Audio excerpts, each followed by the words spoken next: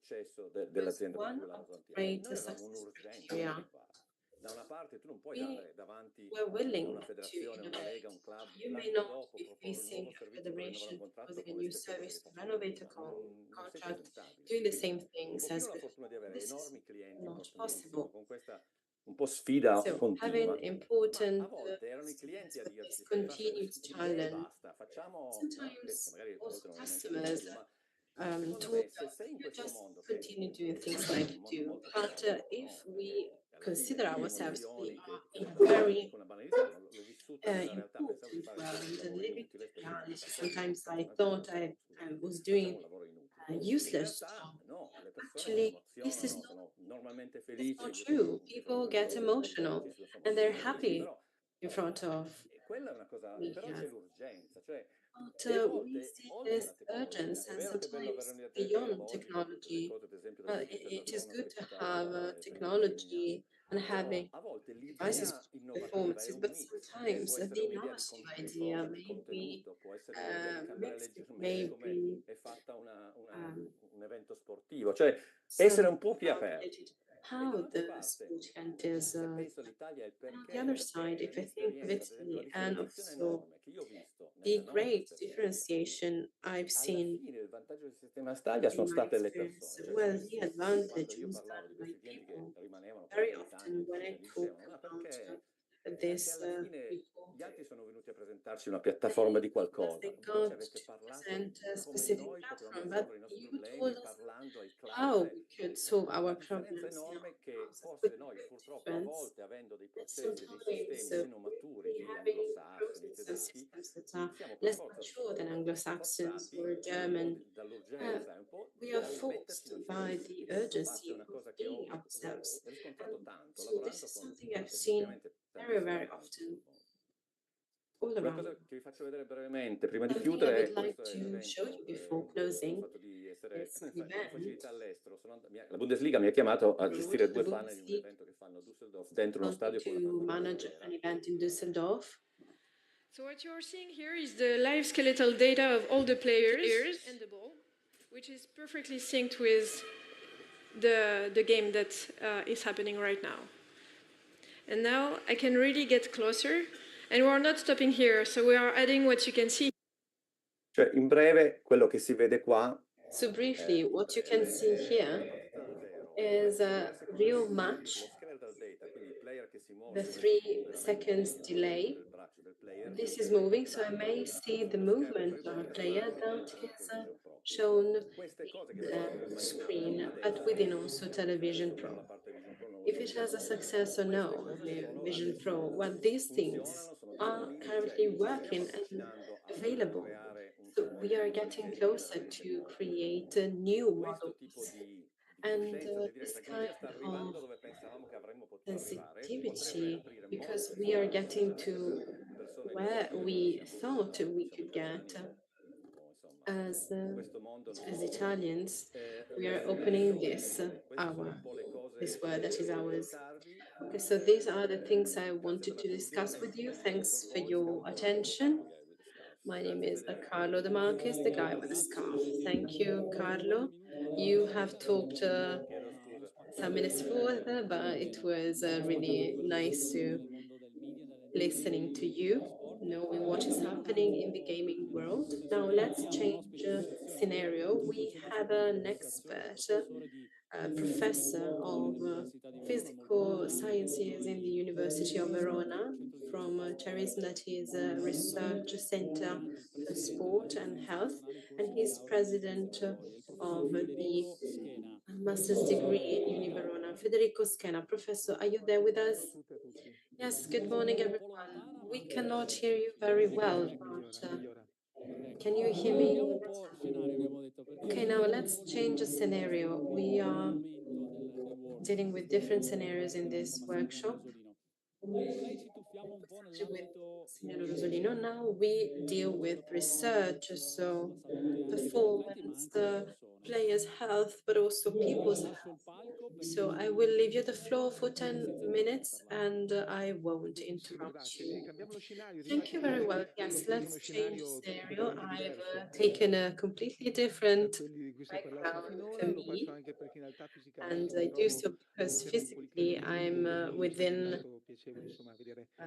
first, but also it would be good to see the real scenario, the real background. So I will try to speak about research and how research may encourage innovation within the sports world. And this thing, I hope you may see what I'm sharing with you, bringing also the research that has been discussed by Federico before and that I've built some years ago in Trentino, and that is bringing a different way of doing research using three main aspects at best for research in sport. One is technology, human factor, we have already discussed, but also organization. This is another fundamental aspect. So this first graph that you see belong to sport.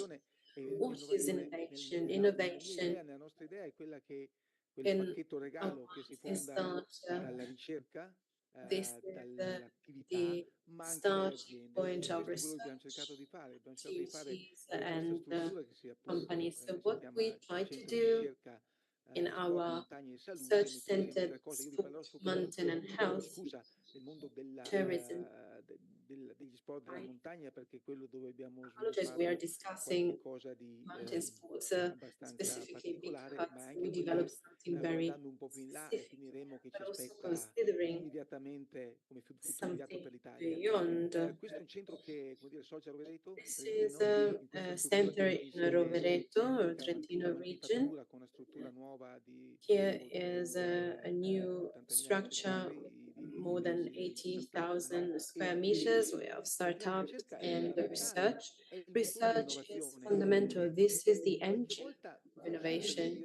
And sometimes research does not precede company research, but I have to say that sport and research, nobody will take it wrong, but this requires to delve into some aspects that are not considered within a business.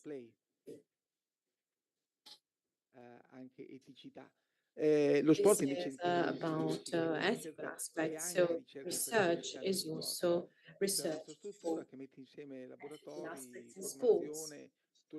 This is the experience of several laboratories within the same great project of the university in Trentino. Here you have some pictures of the interior of the center, but I would like to show you this graph.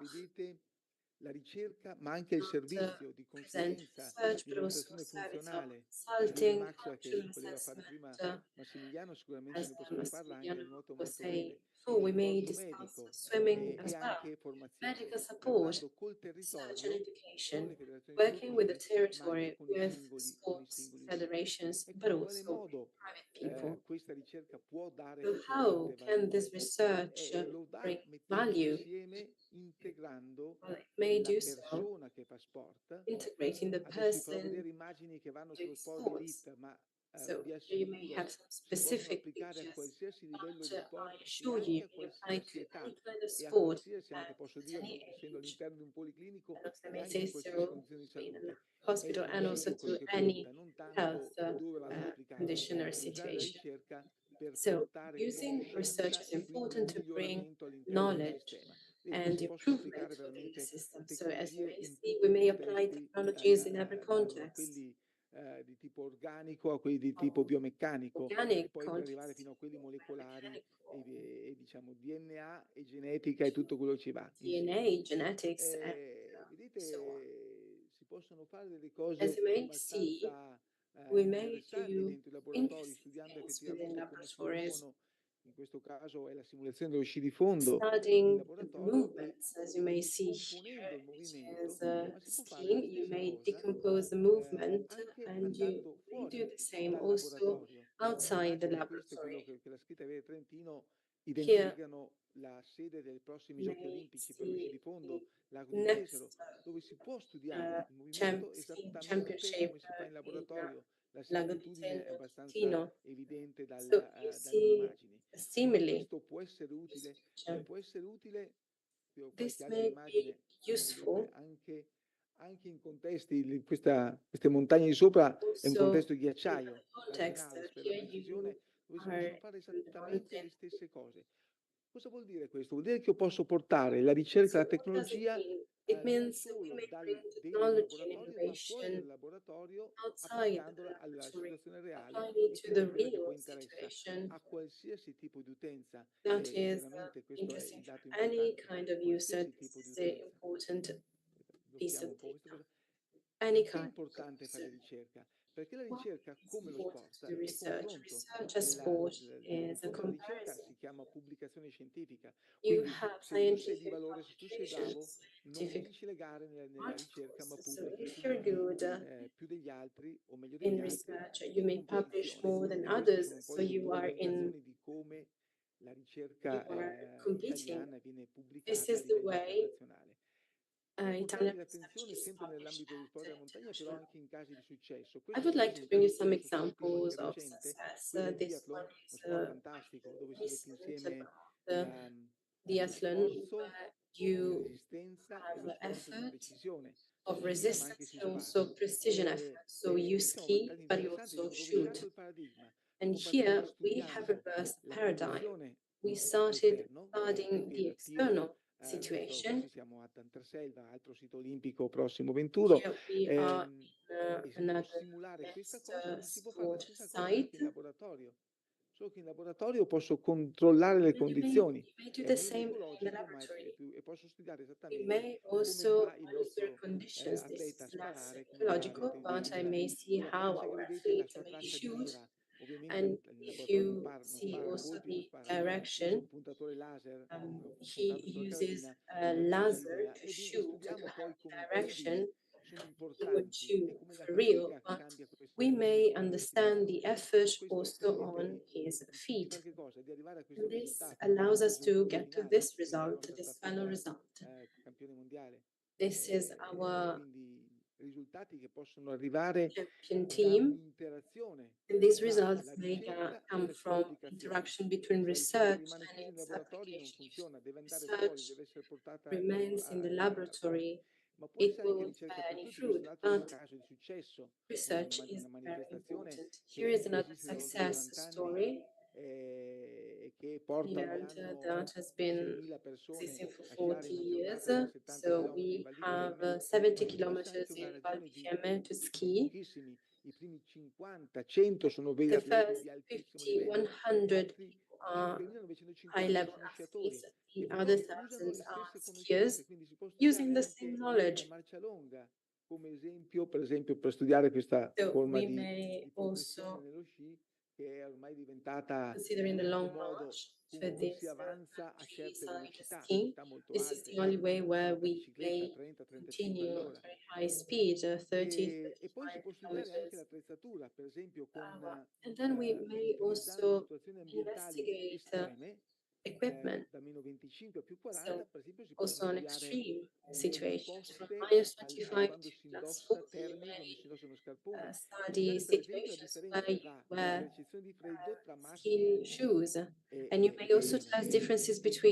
Uno scarpone che sia come dire, diciamo, spiacevole ed è molto diverso appunto da termoregolazione di genere, quindi si può studiare in questo modo e magari riuscire anche a spingere su qualcosetta. Ma se le ditte sono interessate a questo, se le aziende sono interessate a questo, e questo è uno spiccato delle relazioni di Cevic nell'ambito soprattutto del Sud-Est, ma non solo, c'è un ambito anche internazionale e questo poi arriverò a parlare un attimo velocemente di sfide internazionali. Le sfide internazionali ci sono anche per le aziende che devono proporre qualche cosa che sia all'altezza delle richieste e che cerchi di anticipare alcune tendenze. Di solito le tendenze sono anche tendenze per il benessere e per la salute, non solo per la prestazione. Quindi queste aziende che stanno soprattutto nel contesto delle attrezzature vanno nella direzione working in equipment are heading towards wellness that is widespread and is not just for very few people who may do really everything to be comfortable, where everyone wishes to be comfortable. This is a ranking for research, and Italy is ranking fourth, so a very good ranking. This is the case, this has been the case for 20 years. This is since 1989, and Verona is within an international list. We are not ranking first, but as you may see, we have extremely important realities. So we are very good at it, and we may do so when you also consider human factors, but you consider also training within research, with research, and when you have very clear ideas. And with such clear ideas, we consider future challenges. It is clear we have these challenges in mind.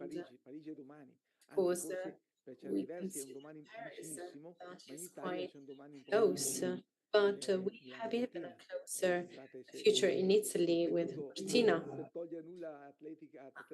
I don't want to undervalue tennis, athletics, and swimming, but I have to talk about ski. So I referred to Milano Cortina. This is just a provocation. And if we cross Milano Cortina Verona Livigno, maybe this is not a chance, but we are at the center, and it is very close to Rovereto. So we are ready to take this challenge, as it is a channel research. It is a challenge that is widespread and that is based on human factors. I'm taking 2 minutes more. I hope this won't have any repercussion. Thank you. You have touched upon very important aspects. By technical, you have talked about open innovation, but also research going beyond the laboratories. You have discussed the human factor that is our fil rouge, as Massimiliano and Carlo De Marchis have said. Human factor is this incredible DNA we have. So I would like to introduce now the third speaker, who is an engineer who became manager in technology, investor, and he's leading an important investing fund, Major Ventures, that is based in London, and this fund invests on startups and technology to make people live a better life in health and long life. He is an important speaker. He also spoke at the World Economic Forum. I listened to a speech where he discussed about a breathing technique. He has invested in many contexts, from digital earth to machine learning and so on. Hi, Paolo. Welcome. Thank you. I hope you can hear me well. Yes, we do. I'll give you 10 minutes. Please try to respect the times and feel free to share your screen if you want. I will let you talk about this other world. We've heard about the media tech world. We've talked about research, but you deal with health and well-being in general. Tell us about your scenario. Of course. Thank you so much for your generous introduction. I hope you can see my screen. Great. I am Paolo Pio. I am the co-founder of an investment fund called Exceptional Ventures. We're based in London. I am in London right now. I would have loved to be there with you. And I hope I will be able to come in the future. I actually come from Turin. This is my team. We focus on investments in businesses that help people living healthier, happier, and lives. So that is why we focus on health, well-being, and longevity. I studied in Turin. My first job, it was in San Francisco. I worked there for many years as a software developer, but then I moved on the management front, and I ended up working in Europe and Switzerland, and then I moved to the UK. I studied an MBA here in London, and that's where I discovered finance and investment in technologies instead of building technologies, which is what I used to do for Cisco before. So I started working for an American fund, focusing on health and wellness. Why this field? Because I've always been passionate about it. When I was in Italy and also when I was in California, I was so in love with well-being, nutrition, fitness, meditation, and I simply decided to invest my energies in this field. I started in 2019. I started working with this American fund, and I basically created the European branch of it. You can see Matt Cooper in the picture is very interested in health and wellness as well. We invested in the sector. We had common interests, and he also co-founded a bank in the US, the Capital One Bank, dedicated to public funds. And then together we tried to build our own fund, focusing on this specific topic, longevity, well-being, and that's how we started in 2022. We started fundraising, and we have now $15 million. We invested in Europe and in the US, but mainly UK and Europe. So up to now, we've invested in about 28 businesses, 50% in the UK and 40% in Europe, and the remaining part in the US. We are very early investors, so we do pre-seeded seeds. We're talking about pre-incorporate businesses. We assess businesses under 15 million. Our thesis as a fund, we thought about it, we discussed it, and our basic idea can be explained with this pyramid. We talked about wellness in terms of all the physiological needs that a person might have, starting from sleep. Then we have physical exercise, which is so important in terms of resistance training, cardio stability. And then we have nutrition. So eating enough protein, which is the basis for our muscles. And then once we have this in check, we have mental health, which is so important. And with Federico, we started developing some strategies, such as breathing exercises. And then on top, we have the idea of connections and purpose. Our relationships, from the point of view of family, friendships, they are so important for our well-being. And then we also need to have a purpose for what we want to do in life.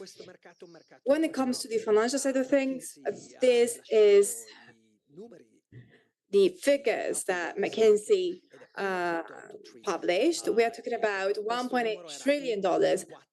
It used to be 1.4 in 2021, sorry. So this is a growing market, and we can see that the level of expenditure from younger generations keeps increasing. So they invest in nutrition, sleep, mindfulness, beauty. And we can see that new generation, younger generations are increasingly more careful about these aspects. It is a growing market. If we talk about European investments, as I said, I'm a venture capitalist. So where is Italy at in this field when it comes to technology and startups? We can say that in 2023, last year,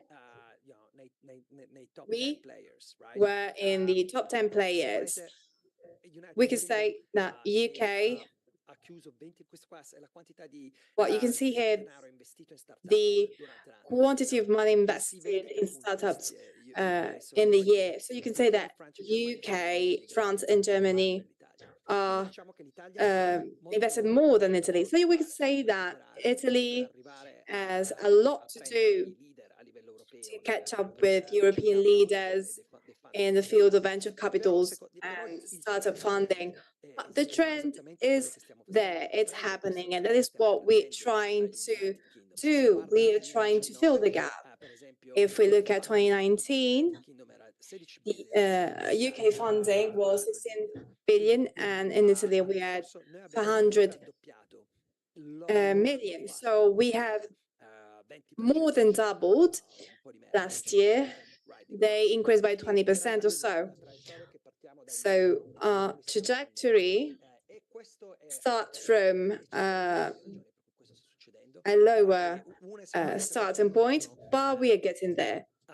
What is helping us is that the government has been trying to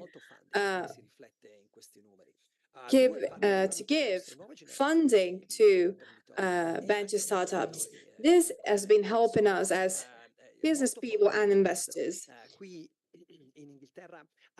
We can see that in the UK, we mainly have in venture capital a community of Italian venture capitals. We're over 150, and I would have never imagined that because we are a small niche. But actually, we actually quite many. We can say that Italy is growing much faster than other European countries. But let me give you some examples of Italian excellent businesses. For instance, Renato is one of our partners here in London. He created this business called Sava Health. Last week, he announced a funding grant of 8 million through an international fund led by John Elkann, pretty much, and Barderton, which is a great English UK fund. So we're talking about great leading investors. And Renato is the co-founder, together with the French co-founder, Azatut. They're both here. I've known them since 2019. They have a team of over 50 people, and that is what they do. They have monitors that allow you to measure your glycemia, which is so important for diabetics and for fitness enthusiasts, because it helps you understand how food can spike your glucose level. And this data allows you to understand what kind of nutrition you need. So it isn't true that food advice is the same for everybody. Actually changes according to the person you're talking about. And that is possible through the continuous glucose monitoring. It will also allow for tracking biomarkers such as cortisol and lactic acid. Another example is Juniper. The founder is Italian. Her name is Ambra. She's based in London. She's building the first insurance for your genitals. Basically, she works with employers with the idea that she wants to offer coverage, a preventative coverage for our reproductive health for men and women alike. this too is an Italian excellence abroad. The last one is Carol, an Italian based in the US. They are so good at what they do. They offer employers the possibility to have a doctor available 365 days a year, always available at every moment in the day, so that employees do not need to take time off to go and see a doctor. And they've grown incredibly this year. With this, I would like to conclude. And what I would like to stress here is that, first and foremost, sport, health, and longevity are a huge market.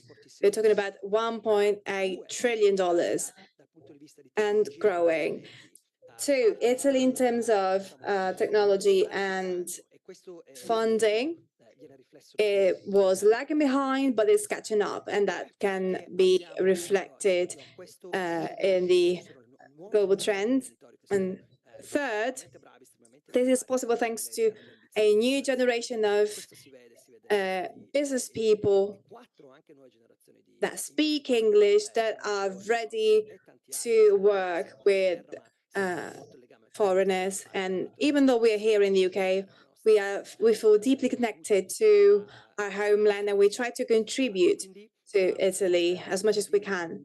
And with this, I hope that I will keep working with Federico and all of you to ensure that Italy can keep being excellent in terms of creating businesses of value that can help everybody.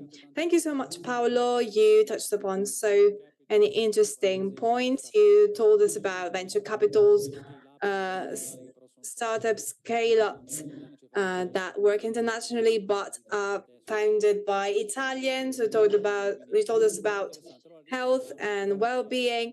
So many thanks to these three panelists, Carlo De Marchis, Federico Schena, and Paolo Pio, who gave us an idea of the context, of the background in terms of figures, media, well-being, and health. Now, let's shift gears and let's move on to see what international investors think of Made in Italy. We have designed a roundtable that will be in English, where we will have three speakers who will tell us about the strengths and the features of Made in Italy that draw in investments from international funds. What are the competitive advantages, and what are the problems that still limit the development of our startups abroad? Let me introduce some very important speakers. First one is an expert in sports tech. They produce a report they call SportTechX. They study the reality of sports. They're founders of Match Ventures. We're talking about Rohn Malhotra. An applause, a round of applause for him. And then we have an investor, a business person, a tech speaker, an expert of blockchain technologies. He also worked in the music, cinema, fashion, art industries, is one of the most influential people in the UK on art and fashion. We met 2 years ago, actually 3 years ago in Tel Aviv, and that's how our friendship began. He's today the CEO of BlockSport, which is an international startup working in sports. Samir Ceric, welcome. Thank you so much. And finally, we have a business person and an investor. He's Italian, is a mentor, and he's also a podcaster, A Week in Italian Startups. I invite you all to listen to it. He's also a co-founder and partner of an investment fund called In3 Ventures. He operates in Milan, but in an international context. We have Giacomo Mollo with us. Hi, thank you, everybody. Good morning, everyone. Very well. Let's switch to English for this panel. Ron, do you hear me? Are you with us? Yeah, very much. I've got you. Okay, do you hear me? Okay. So you are the sports tech guru, right? You know everything around sports tech. And I've mentioned your experience with the reports that every one of us follow. So what do you think are the common traits of the best performing startups in the world, and what can we steal from them if we want to build a successful business internationally, in your opinion? Well, I mean, there's nothing like, first of all, Federico, thank you for the invitation. Always good to be in your company. Yeah, to answer your question, there's nothing that's going to beat a founder who's dedicated to execution, finding the right market, finding the right partners, and then executing hard with the dedication and focus that is not seen in that market. That's always crucial. A quick overview of the sports tech investment cycle just shows that sports tech is an industry that is growing in a big way, has a strong momentum behind it.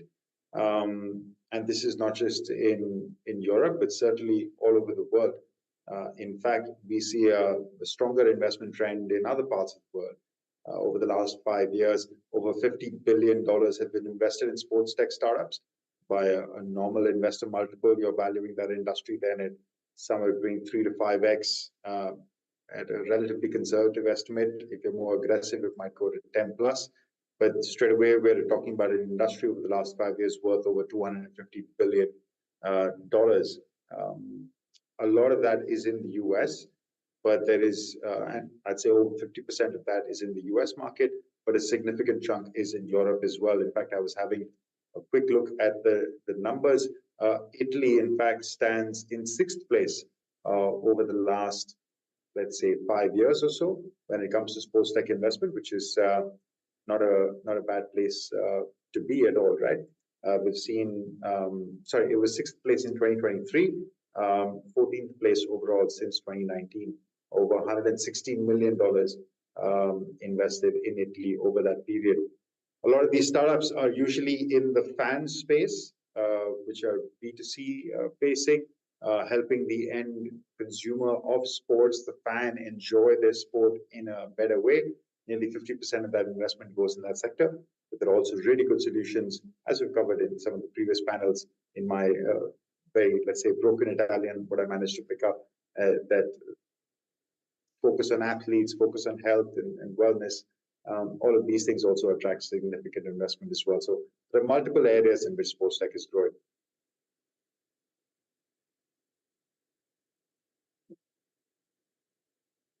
Samir? Yes, I'm here.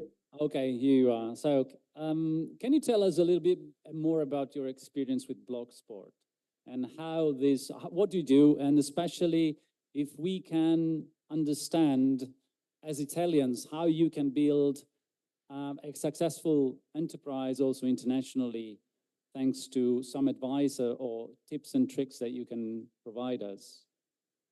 Sure, Federico. Again, as Ron, good morning, everyone, and great to have you sort of invite me to the great panel with a fantastic panelist.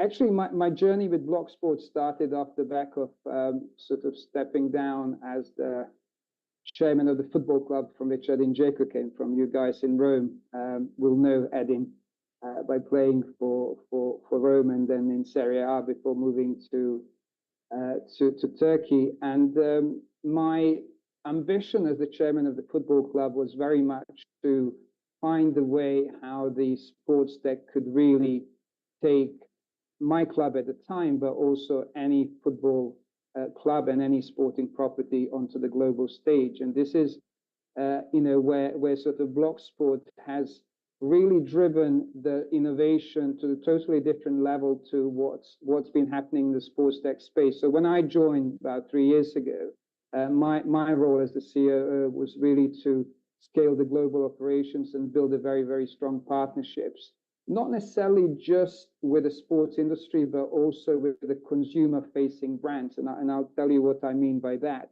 The company was, very much about the esports at the time, and I just felt the traditional sports have got a lot to learn from the way in which the esports have emerged over the past 10 years. Because if we look at the gaming industry now, if we look at the sort of Gen Z and Gen Alpha, we see that the sort of daily interaction between those that game professionally and as amateurs has gone through the roof. And I think we've seen lots and lots of collaborations between the traditional sports and the esports teams and brands. And I think initially the football world was very much about, let's do FIFA, let's do football-related games. But really later on, they realized that sort of the Counter-Strike, the League of Legends is basically where all these new fans are really sitting. It's not necessarily if you are Man U, Man City, or a Roma or Lazio supporter.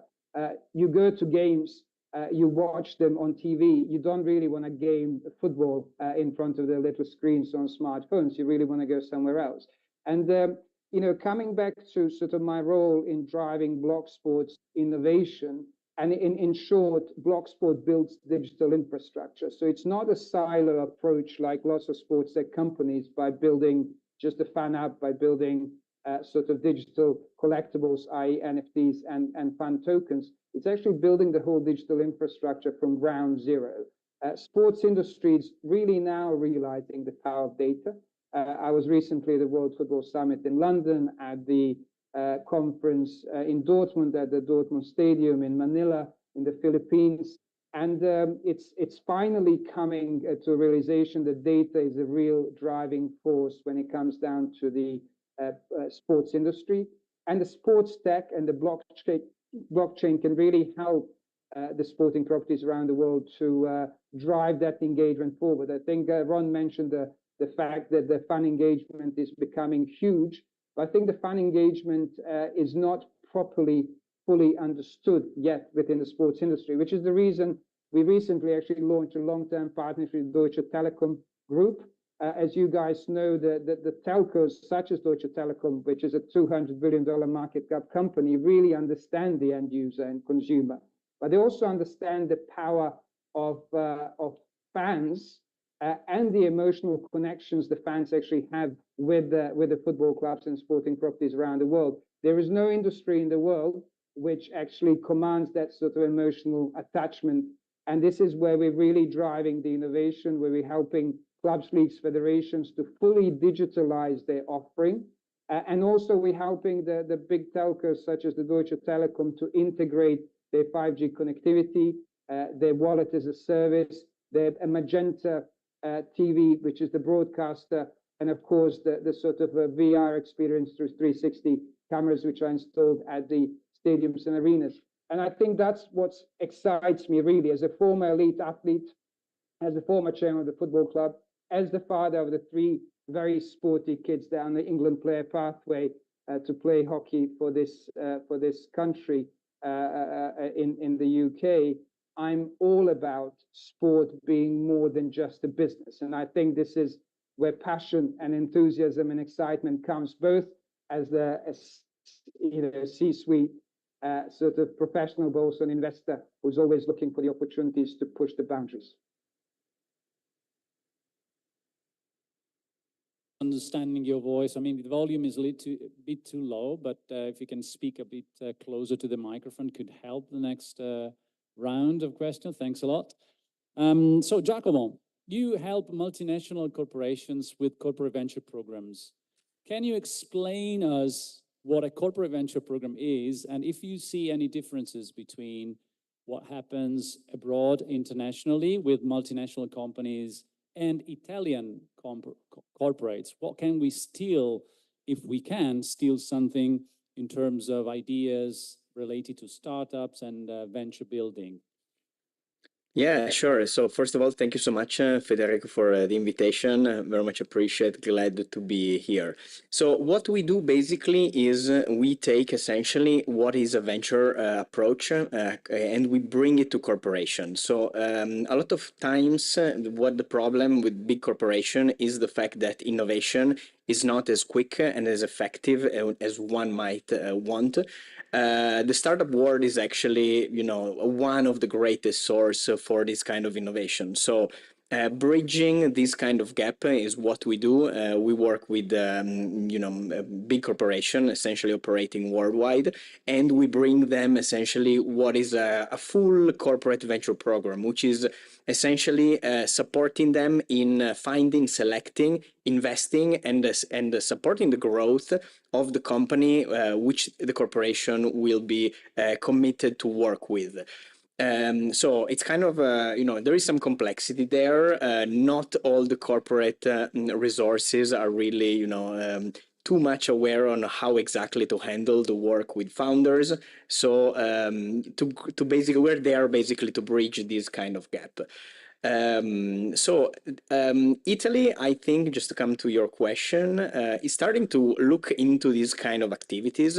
So first of all, I think it's worth considering a very, important statistic, which is pretty much we see like a double-digit rate of growth in terms of how innovation is developed in corporation, and that comes from outside. So outside this innovation is critical for corporation.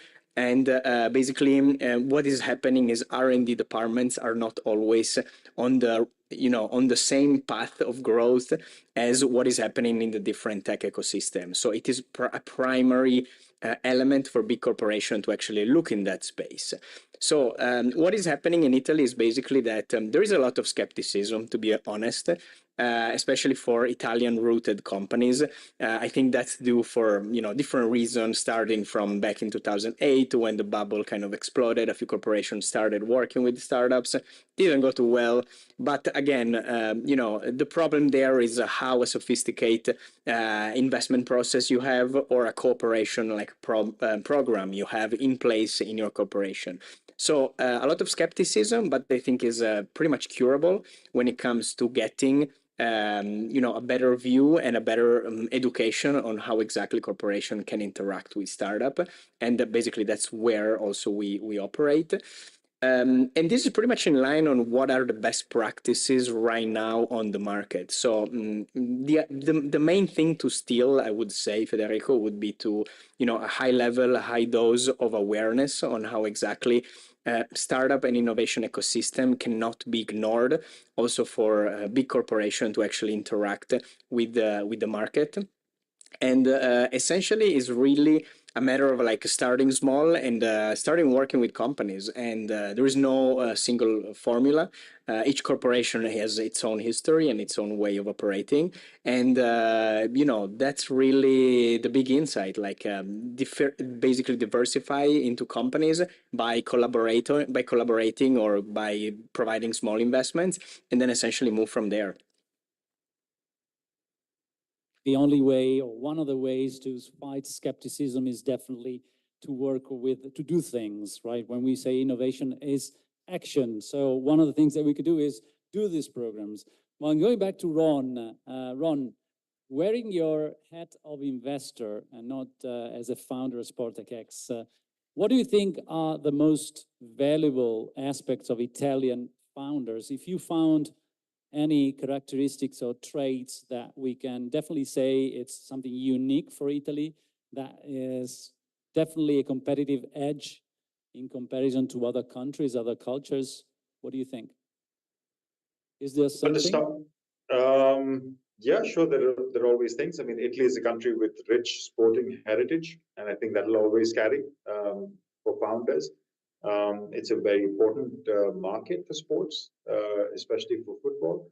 So I think it'll always be relevant when you're talking about any sort of conversation around sports innovation. Also, just as we've seen in Southern Europe, there is a strong culture of doing sports. So not just in football or that, let's say, some of the more popular sports, but people are very active, very outdoorsy, whether it's hiking, running, trekking, trails, cycling, whatever it is. So as a result, these markets become very important for any sort of service provider in sports as well, outside of the traditional team sports that we always follow. So as an investor, you're always looking at products that come from these markets and how they're able to capture their local audiences. That's number one. Number two, yeah, we can talk about design and a finish, and there's quality about things. there is an Italian way, perhaps that can make its way into the product that a startup founder or a startup will deliver.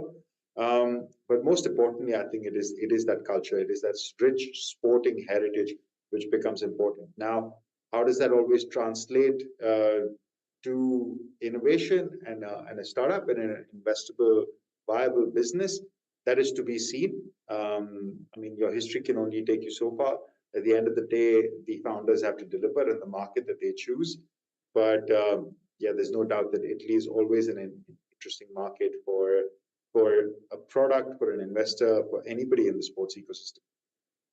Good to hear. So I will go back to Samir on the almost on the same lines of the question that I asked to Rohn. And I know, Samir, you know the Italian ecosystem, right? So you know that we have this Made in Italy brand, which has some important different features in comparison to other countries. But what are the limiting factors? Do you see any things or aspects that are still limiting the internationalization of Italian enterprises and companies abroad? Federico, first of all, I think Made in Italy brand has a global recognition. As somebody who actually has been back and forth to Italy, but also has been back and forth to Asia.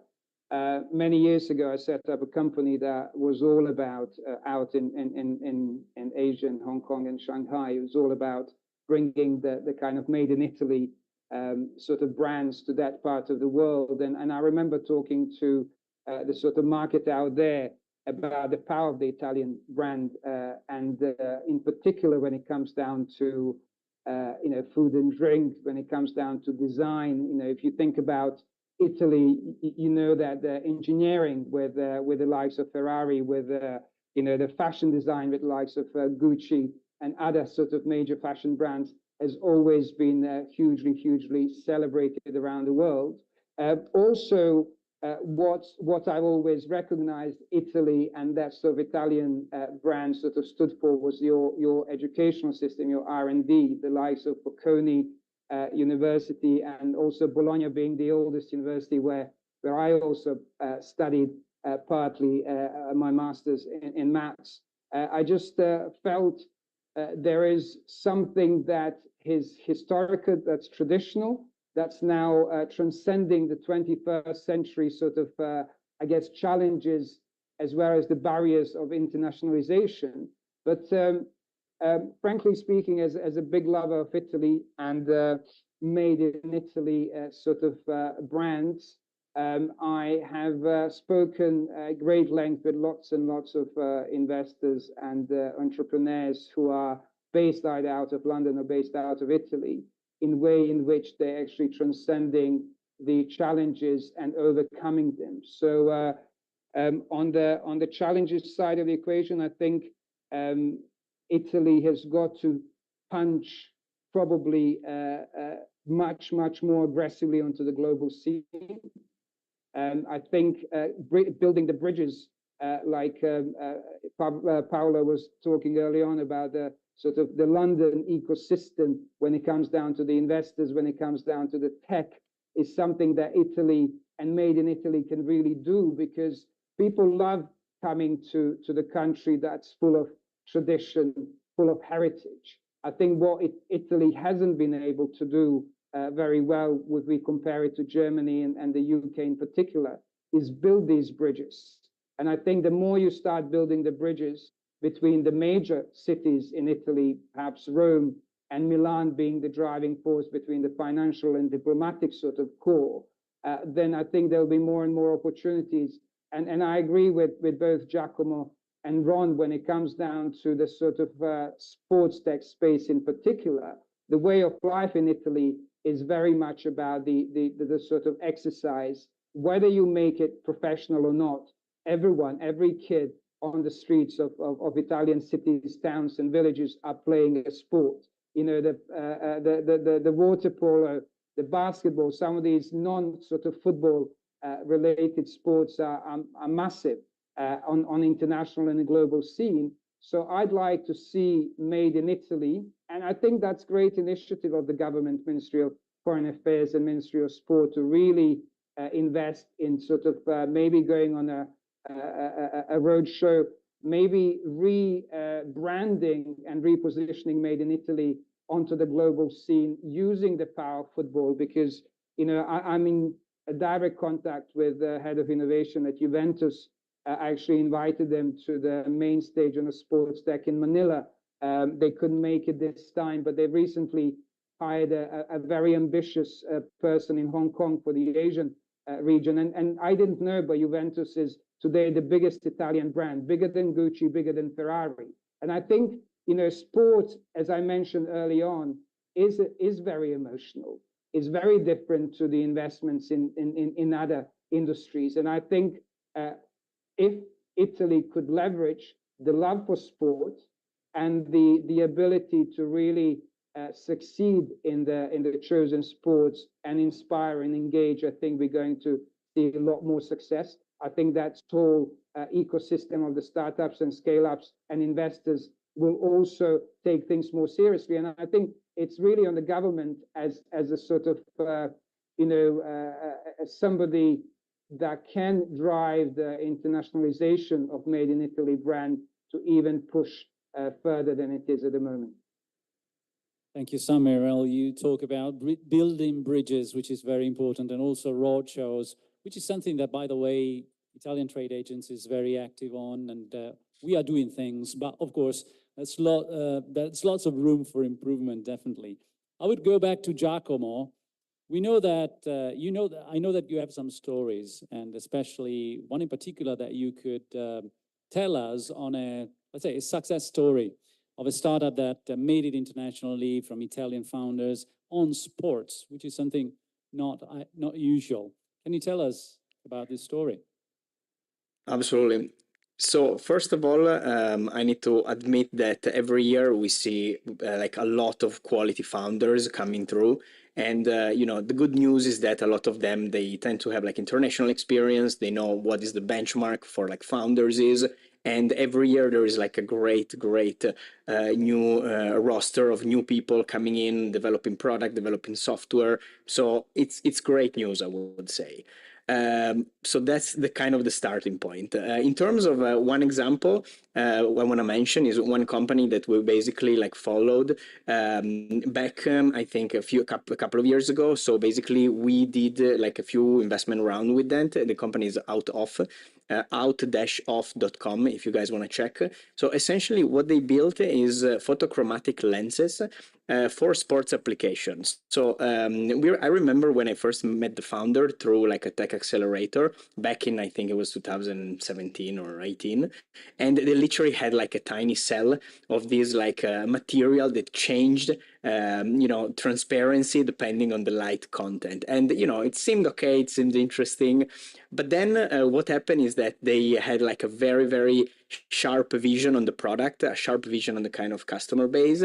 So they evolved this tiny particle into like a full ski goggle, into a full like, now they're basically developing glasses, and then they're going to probably license the product. So right now, I think they're going to close their first like 1,000 customers all across the globe in Italy and abroad. So it's really becoming fast a global company. And a lot of people in the ski industry, for example, they're really recognizing the brand and acknowledging how interesting and how innovative that technology is. So basically, what we really like about this company is really how the vision of the founders is, how sharp and how clear. And then, of course, execution in hardware is particularly difficult.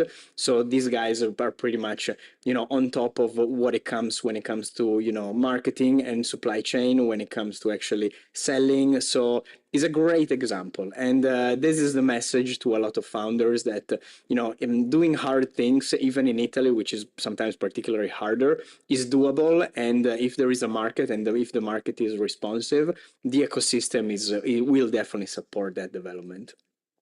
Well, that's a great story, and my hope is that we are able to build more out-ofs and not just one. which is always nice to create an ecosystem for other startups to succeed internationally. Now, I would like to close this panel discussion with a question that I would like to ask every one of the panelists, and it's the idea for this workshop was to also understand how we can export made in Italy and innovation in sport through other industries. So I would like to know if you want to expand with us, which industries do you see most impacted by sports, and where can we go? What are the adjacent industries where sports can have an impact, and especially all the startups and innovation that is developed in sports? What are the connections with other industries and sectors? Can you, well, we can start from Giacomo if you want and go back to Rohn to finalize. Yeah, this. sure, Federico. No, that's it's a very complicated question, but definitely worth asking. So a lot of tangential industries and a lot of like space for development. So basically, as it was discussed before, I think anything that is like a customer engagement, especially on the fan engagement side. The example that was done before with the Apple Vision Pro and a new way of like experiencing content. I think that's one of the direct industry where sports tech founders should work on. So it's really moving fast and is changing rapidly with massive progress. So I would definitely bet on the fan engagement part. And of course, when it comes, what we're seeing also is platforms. Platforms are really powerful, especially when it comes into two different industries. One is the sport management tools and one is educational tools. So if I need to bet on another industry that is going to be touched by the sports tech, especially Italian-led sports tech would be like, given the big talent that we have in Italy across different sports, more and more people want to use and access to this kind of content, being it educational, having masterclass, learning from different platforms. I would definitely bet on this vertical. Thank you. Samir, how about you? Any angles that you see more appropriate for sport to tackle? Absolutely, Federico. I think definitely I would talk about big data. I think certain elements of something I mentioned a little bit early on is that more and more sporting properties are realizing they're actually running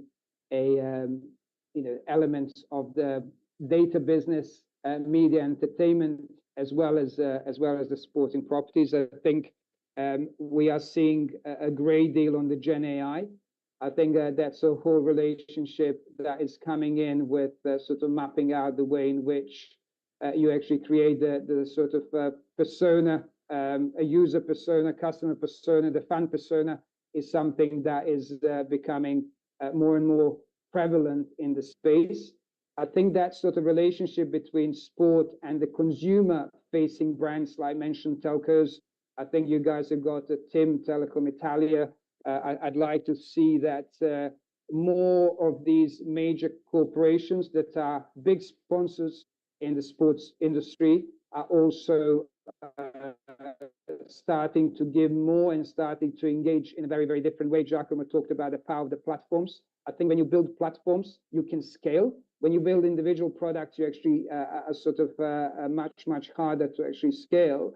So really kind of getting the touch points and coming down to the elements of the obviously fan engagement, it's huge. But I have a feeling fan engagement is overused word that those at the helm of the sporting properties that have to make decisions, CEOs and even investors or investment groups are starting to continue actually to struggle what that really means. And how do we ensure that the part of the creators economy we're in, the content creators, the biggest content creators are not just your traditional YouTube influencers, they're actually your fans.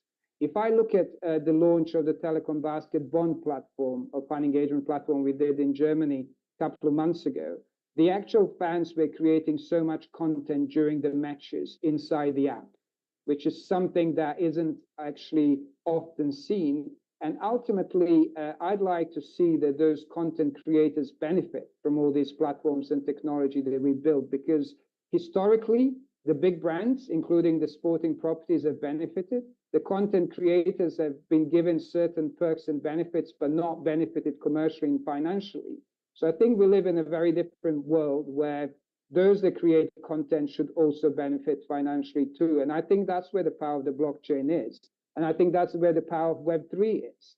And I think, you know, why many are still not sure about the difference between Web2 and Web3, because Web2 was about the big brands. Web3 is about the content creators. So we now need to educate the audiences, including the consumers that are creating this content, that they actually, their data points and the data they're giving to the clubs, leagues, and federations belongs to them. And they should be the ultimate decision makers what happens to it. And if somebody is benefiting from it, they should be benefiting too. And it's much easier for us in Italy, in the UK. But what about Southeast Asia and Africa? Sort of on average, much, much poorer population that has more time but less opportunities. If we do become the enablement of the fairer distribution of wealth, including that in the technology, in the blockchain, this is why I love blockchain, and I often talk about the power of the 3 T's, trust, transparency, and traceability. I think we're going to be going in a very, very different direction where everyone's going to benefit. And I think that's where Made in Italy, that's where the sports tech, that's where the sports industry in Italy could really drive that sort of innovative way of engagement forward. Thank you, Samir. Thank you very much. Ron, you in your last report, you mentioned some big tech that are approaching sport, not this year, but it's been for the last 5 years, I would say, even more than that. Now with Apple betting big on sports. How do you see this trend, and what can we learn from this as sports? Yeah, absolutely. I'll actually pick up a couple before I speak about big tech. You asked about 2 areas of innovation. I think one that is worth mentioning is around fitness tech. I think this is a trend that we're seeing certainly post-pandemic, that various sorts of either devices or large devices or small portable ones, which are being incorporated into people's daily fitness routines, which are getting more rigorous as people care more about how they look, let's say, or certainly about their general health and wellness. So fitness tech is an industry that is certainly on the up and has been for a while. In fact, in the last couple of years, we've seen a couple of large funding rounds for Italian companies. Technogym was one which raised 120 plus million euros just last year, providing smart, connected fitness equipment. BuddyFit in the past, and there have been others. So fitness tech is one that we keep talking about every year, and it doesn't go away. So that's one which is for now. One looking forward, I think, is around broadcast innovation. I think we've covered, spoken a lot about fans and fan engagement solutions on this panel so far. And I think a big part of that is, big part of connecting to fans is through finding good, interactive, high quality broadcast. And why there is a lot of innovation happening around broadcast is connected to what you just said, Federico, which is there are more big tech companies, which is Apple, Amazon, Google, Netflix even, which are investing in live sports. Apple, for example, has, of course, historically signed a 10-year deal with the MLS, which even brought Leo Messi over, along with other commercial partners, to facilitate the growth of sport in the US. Amazon is carrying the NFL tickets, it's carrying the Premier League in the UK, it even carries the Champions League in Germany.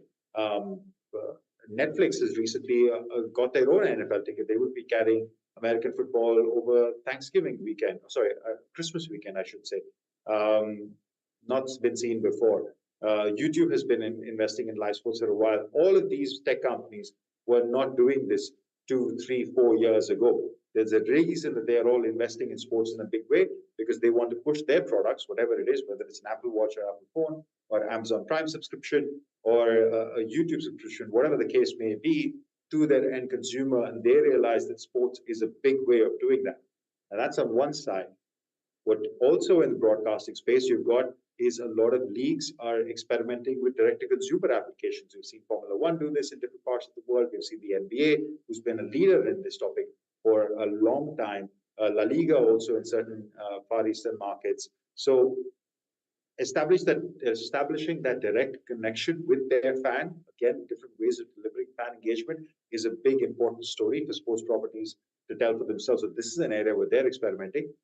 And lastly, nobody's going to forget what the incumbents are doing. What is Sky Sports and BT and, and NBC and Comcast and what are these guys? They're not just going to go away lightly. They're spending big bucks, billions of dollars on sports rights. So you've got a lot of players moving around in the broadcast space. I think this is an area that will be disrupted significantly in the coming years, and there's no clear direction of which model will that be in, whether it will be streaming through on big tech, whether it will be direct to consumer, or that the incumbents would fight back and find a business model that works for them. So yeah, it's a really interesting time for broadcast innovation. We can go on about other topics, but I think with fitness tech, with broadcast, and just this general trend of more capital, more eyes on sports, whether it's big tech that I mentioned, whether it's increasing number of VCs and PE funds, especially from the US. And every couple of years, there is a new Middle Eastern state which wakes up and decides that they want to invest in sport. I think we've reached the big daddy of them all in Saudi Arabia, and the amount of money that they are pumping in. So when you consider all of these factors, there is so much innovation that is bound to follow wherever sports goes. Well, thank you very much, Rohn Malhotra, for your very nice insights. I would like to thank you also, Giacomo Mollo and Samir Ceric, for taking part in this very interesting panel. And now we are a little bit behind schedule of 10 minutes, so we have to just run a little bit faster for our last two sessions. But in any case, thank you very much for our panelists. And now, torniamo all'italiano, cambiamo un attimo marcia e torniamo un po' al nostro back to English, and let's go back to our ecosystem. We have considered the international investors' opinions. We have seen many important contents on the success factors, on what is limited and what are positive aspects. Now I would like to call on the speaker, some speakers that are in presence and two other connected remotely. So I would like to understand where is going our Italian system, understanding so about the promotion of Made in Italy around the world. So we would like to understand what are the actions and the initiatives in order to promote sport, wellness, and innovation beyond Italian borders. So first of all, I have the pleasure to welcome an excellent speaker. We have known him for 20 years. He has a long experience in public diplomacy, in regulatory affairs, and relationships with investors. He has operated in many countries in Asia, Europe, and Middle East. He has also experience in strategic communication, private equity, and venture capital. And today he is a chief of innovation for the foreign ministries and international cooperation. Massimo Carnelos, welcome. So here is your place, and I would like to leave my place to an engineer, electronic engineer from the University of Bari, co-founder of a company from Apulia region, who has become one of the first companies in the internet working in the startup and innovation. She's also mentor of an international circle, encouraging innovators and funders having more impact on endeavor. She is also counselor in the Banco d'Italia committee. She's also president in Confindustria Bari for startups, and she represents an ecosystem from south of Italy who may have an impact all around the world. Mariarita Costanza, welcome.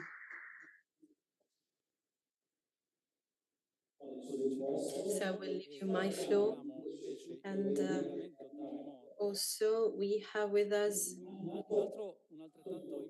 another important person, a manager, an entrepreneur, having 18 years of experience in managing marketing and trade since 2016 in the leisure and travel sector, but also as a global market and the revenue director.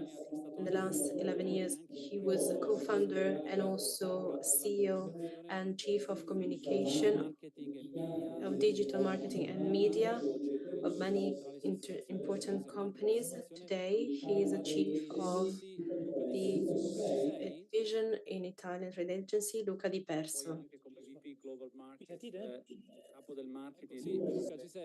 Luca, are you there with us? Yes, I'm here. Good morning and welcome. Well, so I would start this roundtable from Massimo. Massimo, what are you doing with the Ministry of Affairs, International Affairs, Foreign Affairs, and in foreign countries? I know you're doing many initiatives. Can you please give us an overview of these activities? Well, thank you very much for your invitation. I'm no big expert of sport. Here you have a picture of when I was sailing and I had less white hair. So I'm a bit more younger in this picture. Sport, I don't know if you know it, colleague Silvia Marrara. I will embarrass because she's eating something, but she is the creator. We cannot hear the mic. So my task is to rely sport with innovation. Credo che ho visto che all'inizio si è parlato molto dell'importanza. We have talked a lot about the importance of the international scenario for a startup. Maybe this was not stressed enough, meaning that a startup is Ed è giusto che sia così. and it is right that it is so. We don't want any zombies to be alive. And we don't want to keep entrepreneurs in activities that may fail one day.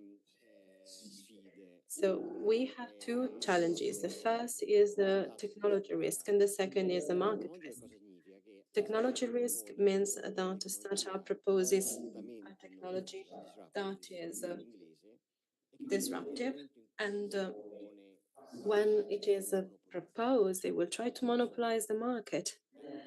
And once that technological risk is resolved, market risk will decrease. And so we can be protected with intellectual property and so on. But this is something ordinary that may happen in startups. The second is a market risk. It means that you have a startup, you may have a good idea, an innovative idea, but this may be repeated very easily. And so the only way you have to start it is trying to monopolize, but also trying to conquer competitiveness, and you may do so just on the global market. So when we talk about a startup saying, I'm considering just a local market, well, it means it may fail. They should consider a global market from day one. So it is fundamental. As Ministry of Foreign Affairs, we deal with the economic system, considering Italy, we consider science, technology, innovation, scientific research, territories, cultures, tourism, and specifically with innovation, our aim is to let the world know, also let important markets know the possibilities, the chances of Italian startups. So on the one side, we do promotion of our country, exporting our startups. But at the same time, we start from the very beginning to contribute to train such Italian technological entrepreneurs so that they are exposed to international competition in more advanced markets than ours. So we participate to big international fairs in Paris, in Helsinki, and we create stands for those startups. Then we have the Global Startup Program of the Italian Cooperation Agency. So in some way, this is our operational component, and this is the third year of this program. At the beginning, maybe it was a bit uncertain, but now this project has its own identity, having vertical projects for startups that will get where we think it is important to head. And just to give you some examples, we have the San Francisco project.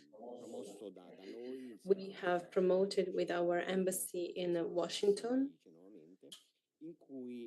once again with the ICE agency. We have created a physical place where we try to be accelerator of the whole system of Italian innovation, not only startups. Accelerator programs are vertical on startups and are one of the main activities of the center. The center also deals with making small and medium enterprises acceleration, and it offers a platform to promote technological innovation that is key for Italy's.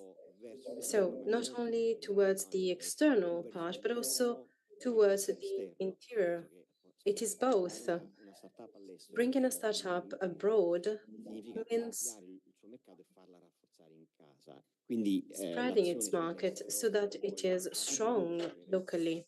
So we may let them know the ecosystems of innovation and let them understand you made innovation in Italy with great advantages compared to some other markets we generally face. So we deal with territory promotion to attract technologies, financing, and companies, maybe companies or startups. You have mentioned venture capitals. Paolo Pio has talked about it. Is a friend of mine in London. Italy is lagging behind in an activity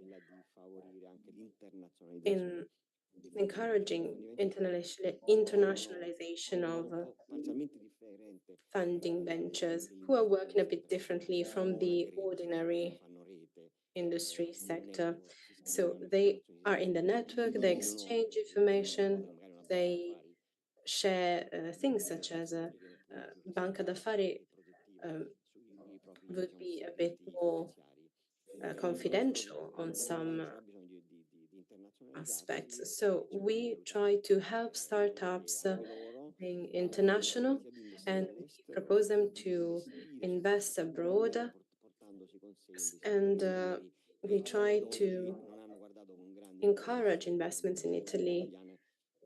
Maybe in the past we did not have such a chance. We have some rare cases. It happened, but not so often. So we try to also deal with this. It's important to talk about network. We are part of this group. It is 1,000 members. It is Italian MC, and it reunites Italian investors abroad. We have created that in London. It was right after COVID-19, and it was a great success. I thought it was 600. Actually, they are 1,000. And another example I have is one startup with our accelerator program who had success also with the accelerator in San Francisco. So we may also work together on the development of Italian startups. I haven't mentioned CTP Venture that is constant for our accelerator network that are present here. Yours is one of these. 120 accelerators, but also funds. They try to attract investment from abroad and also investing on national startups.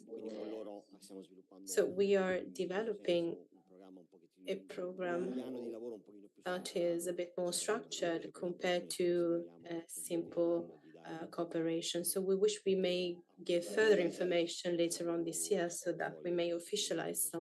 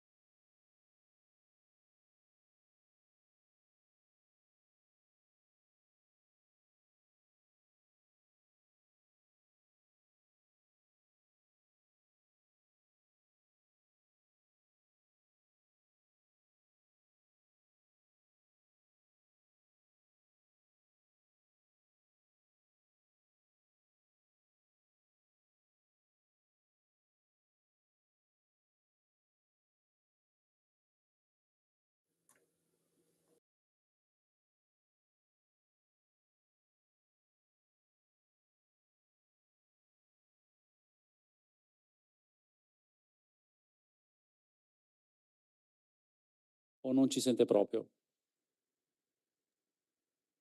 Non vi sentiamo bene, voi ci sentite? Ah, adesso ti sentiamo, sì, ti sentiamo. Tu ci senti?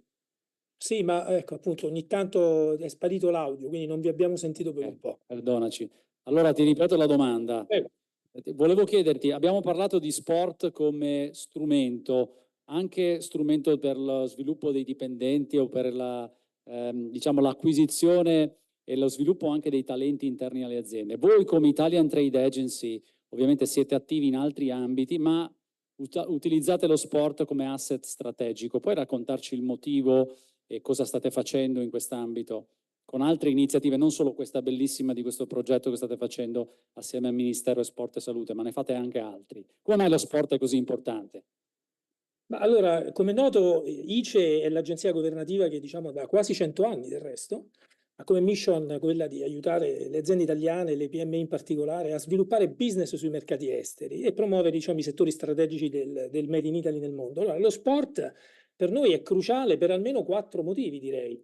Il primo, contribuisce al nostro PIL e quindi crea centinaia di migliaia di posti di lavoro e quindi fa bene all'ecosistema imprenditoriale in generale, che è quello che ci sta a cuore come ICE. And so it contributes to our main aim. Second, it is a hub for creation, and we see that from the increasing number of startups and scale-up that are active in the industry of sport and wellness.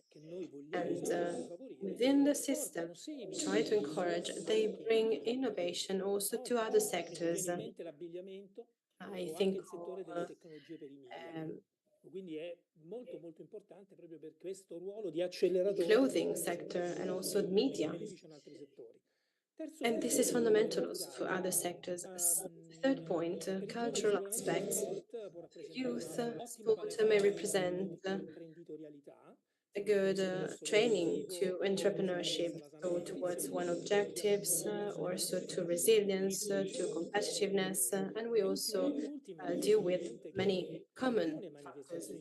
Last point, but not the least, sports event may become an important vector of spreading Made in Italy all around the world. So through our companies, we may get to hundreds of thousands of people and exploit such occasions to talk about Italy and its territories, but also to focus on production excellence, also on the profit around sport, and also talking about everything our country has to offer. So we have an important accelerator for all companies that are active in innovation, but also in sport, so in the cross-cutting industry of sport. So you were straight to the point, and you were quite brief. So how do you judge Italian system? Where are we on a scale from 1 to 10? It is difficult to maybe set a point, but what are the aspects you would like to improve through the daily monitoring you do? Innovation is an asset of our country, 1 to 10. Nobody can deny that. If we think of listening to whole stories of Italian success, also through podcasts, maybe we always have the story of someone starting from a small village who decided to defy the conventions. And so we see the innovative approach of our entrepreneurs. So this is part of our DNA. Venture capital is for sure bringing, is accelerating, and we will have a growth by 5%, but it is not enough because in order to mitigate the risk of failure of startups, we have to consider an active approach. As the ICE agency, we do 4 things. So our actions are, well, so we do business matching. What is business matching? To our presence in 68 countries, together with the Ministry of Foreign Affairs, thanks to trade analysts working in those markets, we are good at bringing international buyers towards Italian companies. This is something that is fundamental to do. If we limit ourselves just to give contributions profit, but we do not create the chance of building relationships, this may become the first reason of startups' failure. Second, promotional events that may take place physically. A network that is built on physical exchange, also emotional exchange, is fundamental. So we have to be presence. We give direct or indirect contribution to more than 900 initiatives, and we bring Italian companies to all markets, welcoming our products and services, but also our mindset. Third point, all the consultancy services we do for startups and companies. And we may also have startups within some famous companies. And sometimes the situation changes, and it is important to have startups because we make them understand which are the markets where we may bring the resources they have at the beginning, or maybe to accelerate e-commerce through marketplace, Amazon. As someone has mentioned before me, blockchain of artificial intelligence. These are two cross-cutting sectors on which we are ahead, and we have developed accelerator program for know-how and technologies within startups. So we'll conclude in what has been anticipated, the Global Startup Program, that is the third edition of a program who has brought 70 companies and innovative startups in Italy in paesi all'estero per 4 settimane. Quindi foreign countries for 4 weeks. So it was full immersion in order to try help them building bridges and relationships at an international level. That is very interesting. So considering building bridges, that is one of the main words of today. I would like to ask Mariarita a bit more about her experience within the Endeavor network. How does it work? We have public initiatives, but also some private initiatives that may act globally and may help founders become protagonists of scale-up. So being present at international level, how does it work? Ce ne sono diversi di giuridici, però there are actually many circuits, but I have experience, I coordinated experience in the Endeavor circuit, and I can confirm that this was a constant fact in the growth of MACNIL and everywhere. I'm talking about networking, not working in silos, continuously working, collaborating with partners, businesses, venture capitals, smaller and bigger businesses, because it is important to include the different perspectives, because our colleague was rightly saying a business person tends to fall a little too deeply in love with their project and sometimes misses some aspects that might be taken for granted, but are actually important to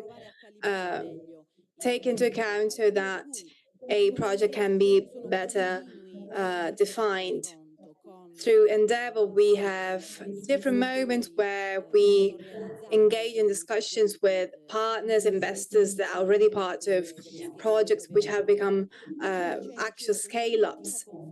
And through this continuous debate where you present your project in front of an audience made up of investors, this allows you to understand how you can discuss together on the project and find the weaknesses of it.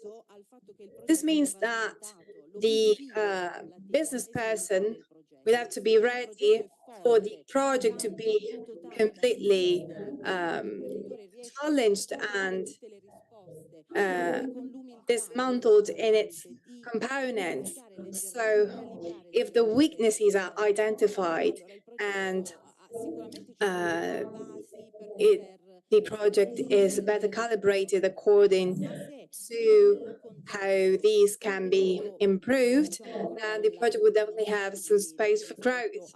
However, if the project collapses due to all of these questionings that the project manager has to face, then it will probably not go forward. What an important stress test, isn't it? Now, could you please tell us about the challenges of this particular sector internationally? It is a delicate sector. We've heard it, but aside from the tools that you offer, how can Italian businesses do better internationally? Thank you. So we are talking about entrepreneurship when it comes to Italy. When it comes to Italian startups, we know that we're lagging behind. We know that we at this point, we've been there for years. Although we have great researchers, great investors, we are ahead of the curve internationally when it comes to publishing scientific reviews. But when it comes to actually executing a project that can work in the market, then we are definitely behind. When it comes to B2B software, for instance, we don't have an Italian business which is sufficiently interesting to draw in growth funds. We're talking about the conclusive side of the investment industry when it comes to innovation. And we're not even talking about public funds, even though that would be an interesting way of withdrawing capital. This is due to the fact that we have lost in many ways when it comes to technology. If we think of international marketplaces, apps, we didn't see it coming. Perhaps we were not ready for it. We let some technological innovations die. Let's think of telecommunications. We used to be the first in the world with, I'm talking about the old telecom, and there are many pieces of research on this. We have advantage when it comes to industrial startups because our manufacturing industry is quite important. We have a significant structure in terms of research and the academia when it comes to advanced material, biotechnology in the healthcare sector and in the economic sector, climate change and the environment, software related to innovation in itself, such as AI, cybersecurity. We have great businesses when it comes to knowledge. We need to ensure that entrepreneurship and advanced technology meet. We know that frontline technology and startups need to work together because it is often startups that work on frontline technologies. I'm thinking of Leonardo due to the types of products that it needs to trade. So this is one of the exceptions. We know that corporations do have innovation programs and venture capital programs. This is all important, but I'm thinking of an any project or a Leonardo project. They will never be originated from Google. Unfortunately, we don't have enough when it comes to this field. We need to convince corporations to have a procurement policy which is more open to startups. We don't have that, sadly, in Italy, and that is why our startups, going back to the small businesses that we have here in Italy, we have small startups when it comes to their turnover. And the reason is that they don't manage to purchase because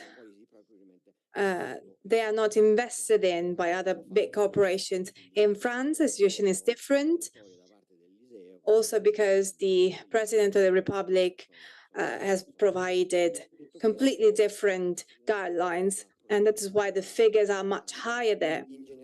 This is very important to take into account for the world of startups, but also for sports.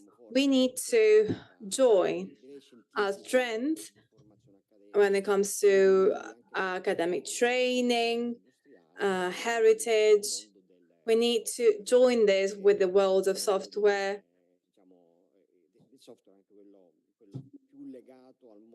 And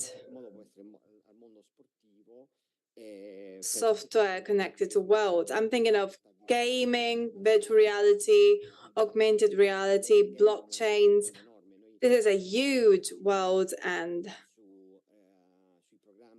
in terms of acceleration programs, we are building one that is focused on gaming. We could expand it to creative industries or to sports startups, considering that in Italy, there is great interest in sport. So it is only natural that we have business people in sport or other aficionados that want to work in this world. I believe we should definitely focus on state-of-the-art technologies which are important for our state, for the economic sustainability of the country, because these technologies can become a game changer for the future of the country. But when it comes to sport, we need to join the dots and ensure that deep science and deep tech are involved in such a lively sector such as sport is. True, we are behind from this in this sense. In Sporta, we have received over 200 candidacies. We have received 200 more, but there is much about performance. There are so many things that are important for sport, of course, but not so much about gaming and experience, which is a completely different aspect. So, as we were saying, there is much more in Asia, in the Asia-Pacific area and in the US, perhaps because they are more open-minded and open in general for the final consumer.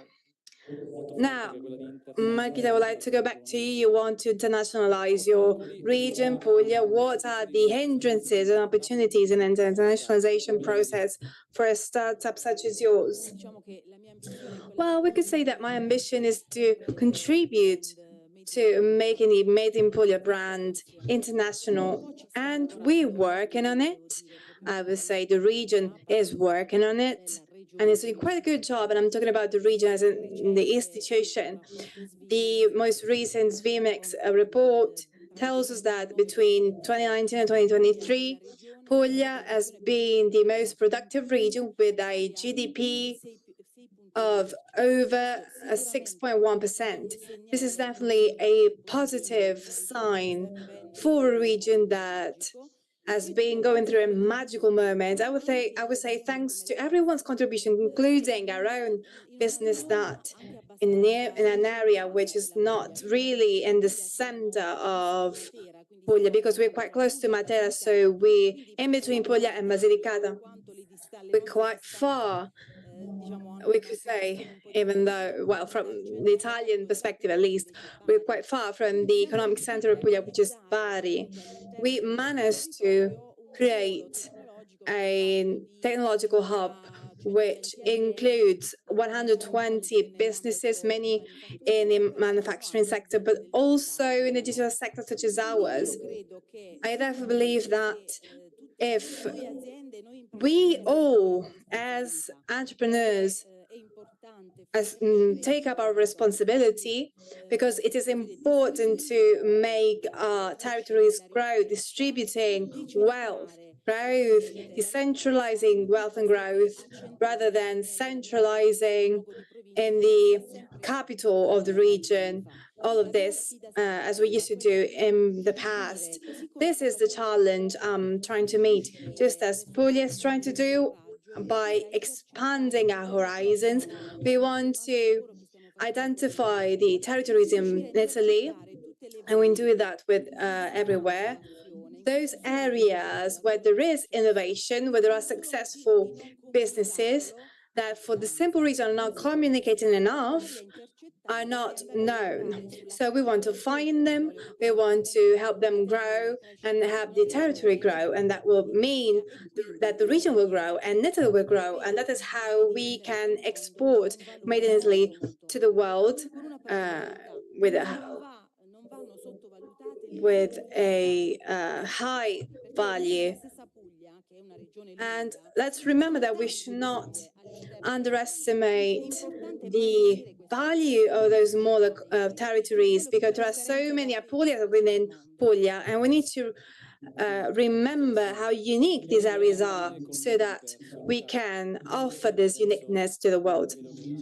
Very, very interesting. Luke, I would like to conclude this panel with you because you are very experienced as a multinational manager, but also as a founder and as a startup developer. So what could be the ingredients that could be useful for a founder or a business person to be successful internationally? Perhaps since you've seen so many things, you could give us some advice, not just in sport, but also in other sectors. That's an important question. First of all, let's remember that it isn't true that a startup should scale up in the surrounding areas, because there is often already demand abroad and we should go and seize it. There are also partners that could help us to find buyers. They might have limits when it comes to the purchasing process. So so foreign land could actually be a starting point. So we could stay and live in Italy, but let's already imagine our business in a foreign territory. Secondly, something that has often happened, a startup has come to me after having failed on several attempts. So we could see those failures as needed chapters, and they should be in our pitch, because they will give credibility to the founder much more than the figures that they might present. Thirdly, we must remember that there is a distinction between the founder and the manager. So let's remember that we can delegate, because a business that works is something much more than the mere sum of the people it's made up of. Technological change is important, but let's not forget it is up to us to ethically apply those technologies. And finally, last but not least, if we do not take into account sustainable projects, we could create revenues, but we might lose it very soon in the future. As an audience, we need to tell the stories of those sectors that are not well known abroad, that struggle to take up space. Perhaps they have to face up to other businesses that have been there for decades. Very interesting, Luca, and your ideas in terms of pitches is also very interesting. Thank you so much. Thanks, Mariarita Costanza. Thank you, Massimo Carnelos. We have, I believe, talked more than enough on those important topics, and I could say that we're concluding with a slight delay with three important examples of startups that have had an impact in the international world. We called it a champion showcase because we want to show you some cases of success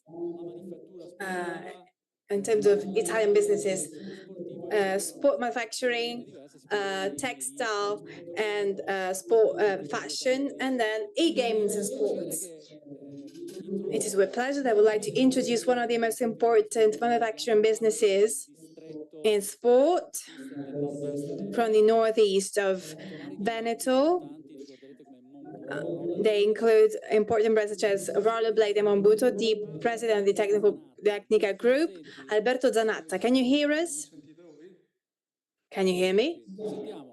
Yes, of course. Straight from your office. Well, good afternoon, everybody. Grazie a te. Senti, Thank you. ti lascerei campo aperto. I would like to leave you Io non ti farò, non ti uh, interrompo. Per raccontare la storia to speak for about 10 minutes. Tell us how you started, what you do, and above all, how you made it internationally, and what kind of advice can you give to those who are starting out with their business in the world of sport and well-being. I'll let you start. I will try to be brief as much as I can. Very quickly, the Tecnica Group is an Italian business, a family business, where the father founded this business. There used to be a shoemaking shop in the Montebelluna district. It evolved over the years thanks to stimuli coming from the district itself, coming from emulation, the emulation that the district imposes on you in the sports sector in particular, because here it was mainly working shoes that were the main production. So in particular for people working in the woods, lumberjacks, for instance, and then from the 60s and 70s, the trend changed, and there was a way of living by doing active sport in the mountains, for instance. So the shoe sector became more technical, focusing on skiing, and that came natural. So that is how the district evolved. And Tecnica, as a small manufacturing business, transformed the working shoe in working boots. Skiing boots. Then clearly that couldn't be the end of it, because we had this working shoe that had become a boot, and there was a need to become international from the end of the 60s already, because it was a niche market, and that wasn't enough to achieve the required critical mass. There was a need to be present alongside other businesses in the territory that were looking for opportunities abroad, and that is how the emulation trend continued. So the local businesses started all looking for consumers abroad by diversifying the production, because of course we could not simply be ambitious with a type of shoe that could only be used in winter. New types of products were developed by diversifying mountain shoes for summer, skiing shoes, and then the boot, an invention from the end of the 60s, because after doing sport, there was a need to have a protective type of shoe. And this was something that was different to what they used to be. It was a multi-size shoe, cheap enough, and that is how the boot was created, and it became so successful not just in Italy but also abroad, as it was distributed alongside skiing boots that allowed us to spread the trend abroad. From then, we understood that we couldn't simply look for the support of distributors. We needed to have our own control of the markets, and that is why we opened our first branch in the US in 1998 with a spin-off of a manager. We built the business that gradually grew. That was a first seed of that alternative that we were seeking to leaving the management to a third party. That type of management worked, and we replicated it all over Europe with other branches in France, and then in the Alps, Switzerland, Germany, Austria, and then Canada, Japan, China. That was our journey.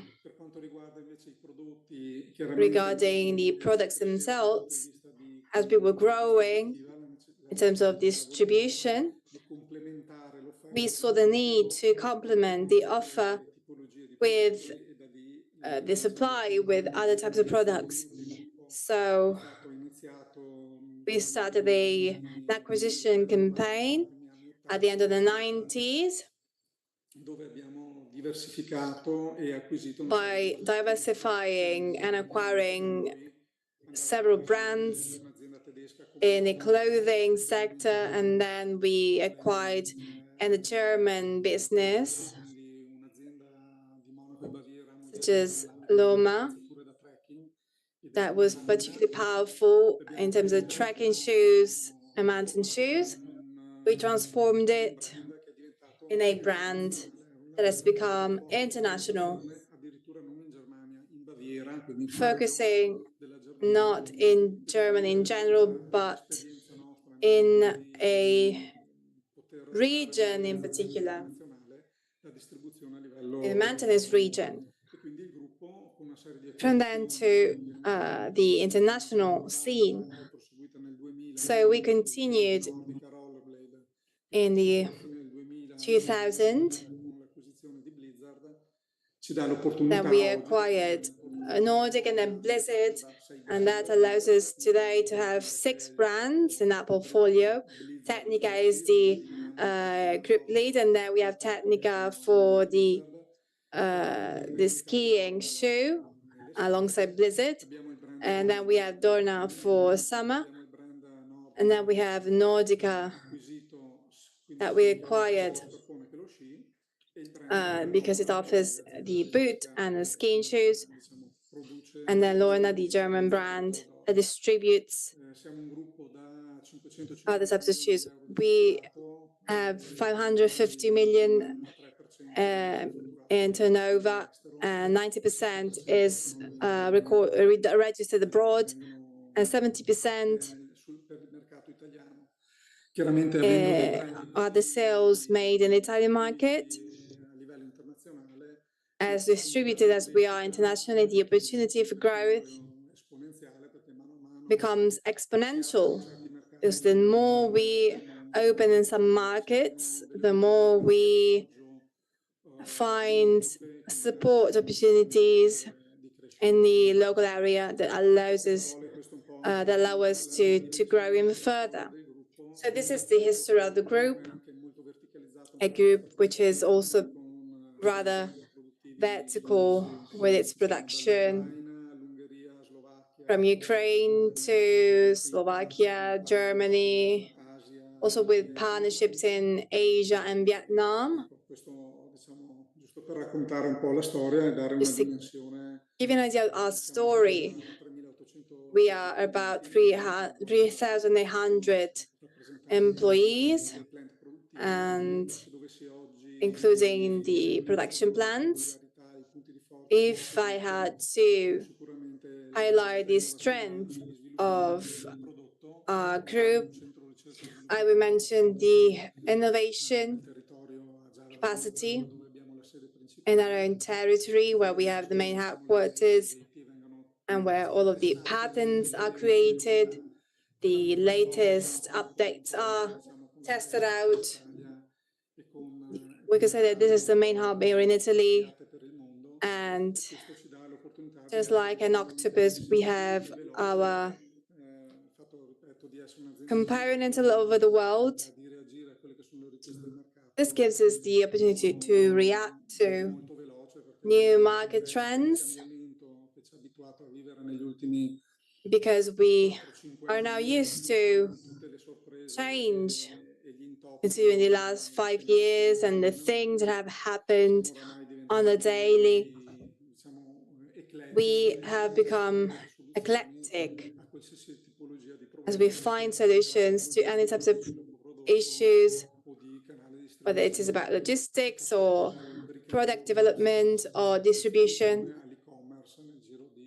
because we went to the traditional distribution to e-commerce in the space of 24 hours. The Caesars as a group committed on many layers to ensure that maintenance stays strong and acknowledged not just in the distribution sector, but also at the feet of our athletes, since they are our testimonials all over the world. Thank you so much. I would like you to conclude with a quick remark on what you believe is the most important ingredient for the success recipe for maintenance all over the world. If you were to tell a 5-year-old how you can be successful with your business abroad, what would be an ingredient? What would be the most important ingredient? Well, you cannot do without the product. I could be the most amazing brand of the world, have the best distribution channel, but if the product only lasts for a couple of years, then I'm done. But if my product is great, it is well known, even if my distribution channels are not that great, if it works, then that is a starting point. Because since I work in the sports sector, the product is the key. That is what ensures that the consumer has a great experience wherever I am, on the mountains, or maybe I'm running in a specific context. You need to give great emotions with your product. So this is our vision, actually. We want our consumers to live unforgettable moments by using our products. This is not the only way, but it is definitely the essential way to go. And then to that, you need to add distribution, relationships, the relationship with your clients, and the known that a brand is. But the product comes first, always. Thank you so much, and have a good day. Thank you. And now I would like to invite the second business in this showcasing section, which focuses on swimming accessories and products for elite athletes and more common consumers as well. With 140 million euros in turnover, that keeps growing, has been growing over the last few years. I have the pleasure of presenting Luca Moroni, the marketing manager of Arena Italia. So we would like to hear from you this amazing story of yours in 5 or 10 minutes. Of course, good afternoon, everyone. È una bella storia. Cercherò di essere sintetico e di dare il giusto peso. It's actually a good story. I will try to be brief and try to ponder my words. L'azienda merita molto tempo. This company deserves a lot of time, and it is a passionate story. The founder was the son of Adidas founder. During the Olympics, where the brand Arena was created in 1972 during Munich Olympics. And we have the honor of being present at all these important events, last of all in swimming championships. So the story began in 1972, but the first man to be awarded with 7 medals was Max Spitz in the swimming discipline. And apart of being awarded with 7 medals, we had a unique situation because Max Spitz had 7 records in the world. We got the first ideas, the first plan of developing company that is dedicated to the production of swimsuits. This is the first step of success of the Arena company. We invested energy and resources in sport because we signed a sponsorship contract with Max Spitz. Then in 1973, Arena launches the first collection dedicated to swimsuits that was skin fit, second skin. The objective for Arena was to become the first brand in the swimming sector and in Olympics. And today, this mission is to make sport accessible and making sportswear accessible to everyone. So not only for swimming, but also for activities, external activities. From this Olympics, Arena get to Montreal in 1976. We got many more medals. And the objective was to develop a high-level product for competitions, but also a product that is available to all consumers, so that we may guarantee that emotion that is, comes from using that product and feeling those unique sensations, allowing the consumer and us to wear the same swimsuits of champions. And swimsuits are developed on specific technologies, so we may feel unique emotions. This is one of the main secrets behind the success of this company with increasing results. And now we'd like to come to a more recent story, the COVID-19 pandemic and the crisis of sector. We dealt with it in the best possible way. We, of course, business, but also sport was questioned by that difficult period. I don't want to talk too much about our story, but this was the first step towards continued success, hopefully and luckily, because this respects the DNA of the brand, respecting research and innovation, in searching for a new product that is always more innovative, to go back to what my colleague was saying before. And passion for sport, swimming and sport in general, technological innovation, sustainability.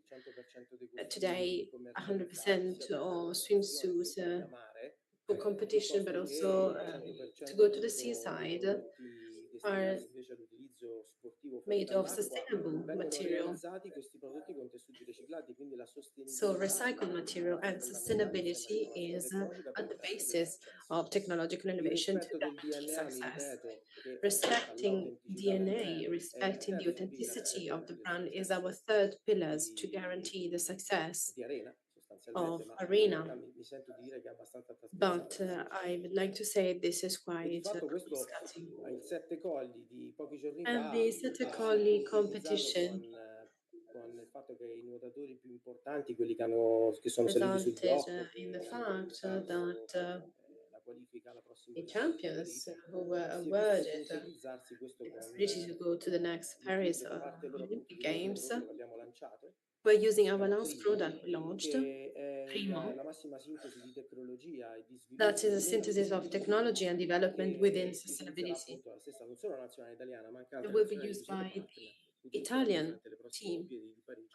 but also other players in the Questo è un po' un quadro Games. molto So sintetico this is ovviamente quite a di quello synthesis che Arena a of livello what competizione, Arena alto does, profilo fa. high level Noi of siamo come brand competitions. partner We di più di are 40 partners of federazioni a more livello than europeo e 40 internazionale. federations Gli at the asset più European and importanti sono international ovviamente level. quello italiano e l'altro la The assets rappresentazione are del nuoto the che è quello Italian one, but australiano. also the Australian Sostanzialmente non representing. abbiamo So mai tradito we have never betrayed le visioni del nostro fondatore e our sostanzialmente la founders' missione visions del and the fondatore mission, perché appunto dopo aver firmato Spitz nel because after 62, nel signing a 73 contract with firmò Spitz in Gunther 72, che sostanzialmente we è signed with Gunther in l'atleta femmina 73, corrispondente di Spitz, the l'unica a women conquistare più di 4 champion medaglie equal d'oro to in una sola Spitz, the Olimpiade, only one lei è australiana. E who won In Australia 4 ovviamente il livello medals costituisce in one game, and non she's dovrebbe entrare in Australian. And blasfemia, quasi swimming una for religione sostanzialmente, Australia is ovviamente almost per a ovvie ragioni anche religion. geografiche. I don't want to be Di blasphemous, but fatto just for geographical reasons. lo sport marketing che qui rappresento, oltre all'azienda, perché di quello mi The occupo, sport brand I represent costituisce here, il company, volano della comunicazione, is dell'eccellenza the di tutti i prodotti leverage of realizzati da communication Arena, excellence ma for ovviamente products si created by fissa Arena. per massimo valore But sport la presenza dell'atleta e delle federazioni che we have the presence of athletes and federations di base c'è anche una missione più prestigiosa, non solo quella having di conquistare a l'oro olimpico, che è prestigious la massima objective soddisfazione that is professionale per un winning atleta the di alto gold livello, ma la medal at federazione ha come games. missione appunto The quella di federation has promuovere lo also sport the nel mission of territorio in cui si promoting trova e Arena sport ovviamente in si the lega place where it is. An a più di arena 40 is governing linked to bodies more than 40 in tutto il territorio federations, internazionale, con partnership internationally che riguardano speaking, non solo il mercato partnerships continentale, ma with appunto, come the dicevo, continental market, but intercontinentale. also L'Australia l'ho già intercontinental citata, market. I've partnership con gli already Stati Uniti, mentioned che è l'altra Australia. grande We have a potenza partnership del with the United nuoto, States, which is del another mercato all'interno del important nuoto guardato dal component of the consorzio. swimming world.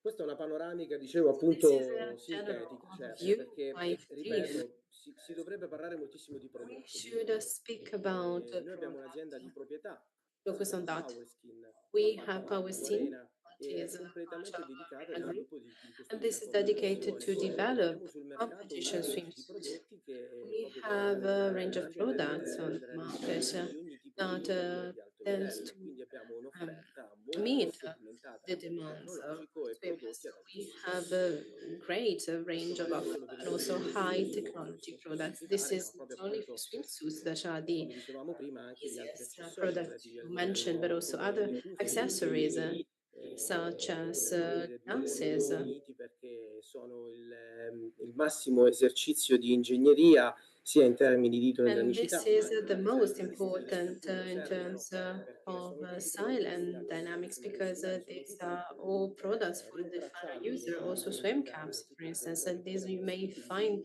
perché all around appunto the andiamo anche a territory. rispettare e annoverare una We regola respect a a rule CIO, che ogni prodotto che l'atleta di alto livello that each può product utilizzare in of a competizione olimpica high-level deve essere athlete assolutamente may use disponibile sulla has to pista. be available in the Questo market. significa ancora una This volta che means, tutto ciò che è once sviluppato again, per that l'atleta, per il everything that is developed professionista, for ad professional ispirare athletes l'esperienza is an di sport, inspiration esperienza che può essere più o meno professionale, di alto to livello, a in more or un'azienda less Arena. professional experience.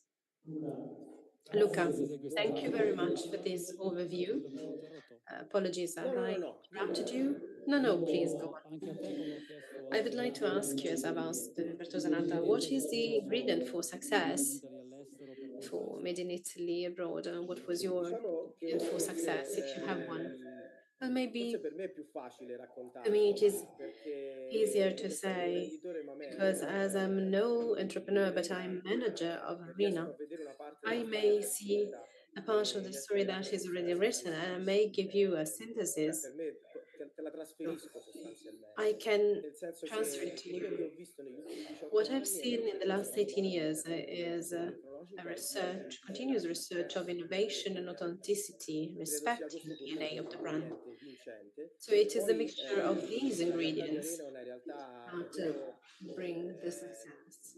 come dire, And the reality of Arena, non vorrei utilizzare un termine inappropriato, I però don't Arena want è to stata use così brava in the ciclo wrong nazionale term, l'anno but scorso, Arena abbiamo festeggiato il have 50esimo l'anno done scorso, so good in a 40, creare una 54 percezione del years brand, to del create a prodotto che è perception of the brand francese and per of the l'affidare product that is francesi. French for the Per i French consumatori branch in France. italiani, Arena è For italiana Italian perché la consumers, percezione del brand Arena italiano is è Italian italiana. because the Questo sta conception in accadendo Italy is negli Stati Italian. Uniti, è già This is accaduto per happening in the United United Kingdom dove c'è States. This un'altra filiale. happened also Questo in permette Germany where we veramente had another di branch. aggiungere So this allows to un elemento di add prossimità rispetto al a proximity consumatore element che accelera il processo with the di consumer. This internazionalizzazione accelerates the giocando comunque process a of locale. internationalization, Quindi playing probabilmente locally. sono questi tre elementi These are the three successo.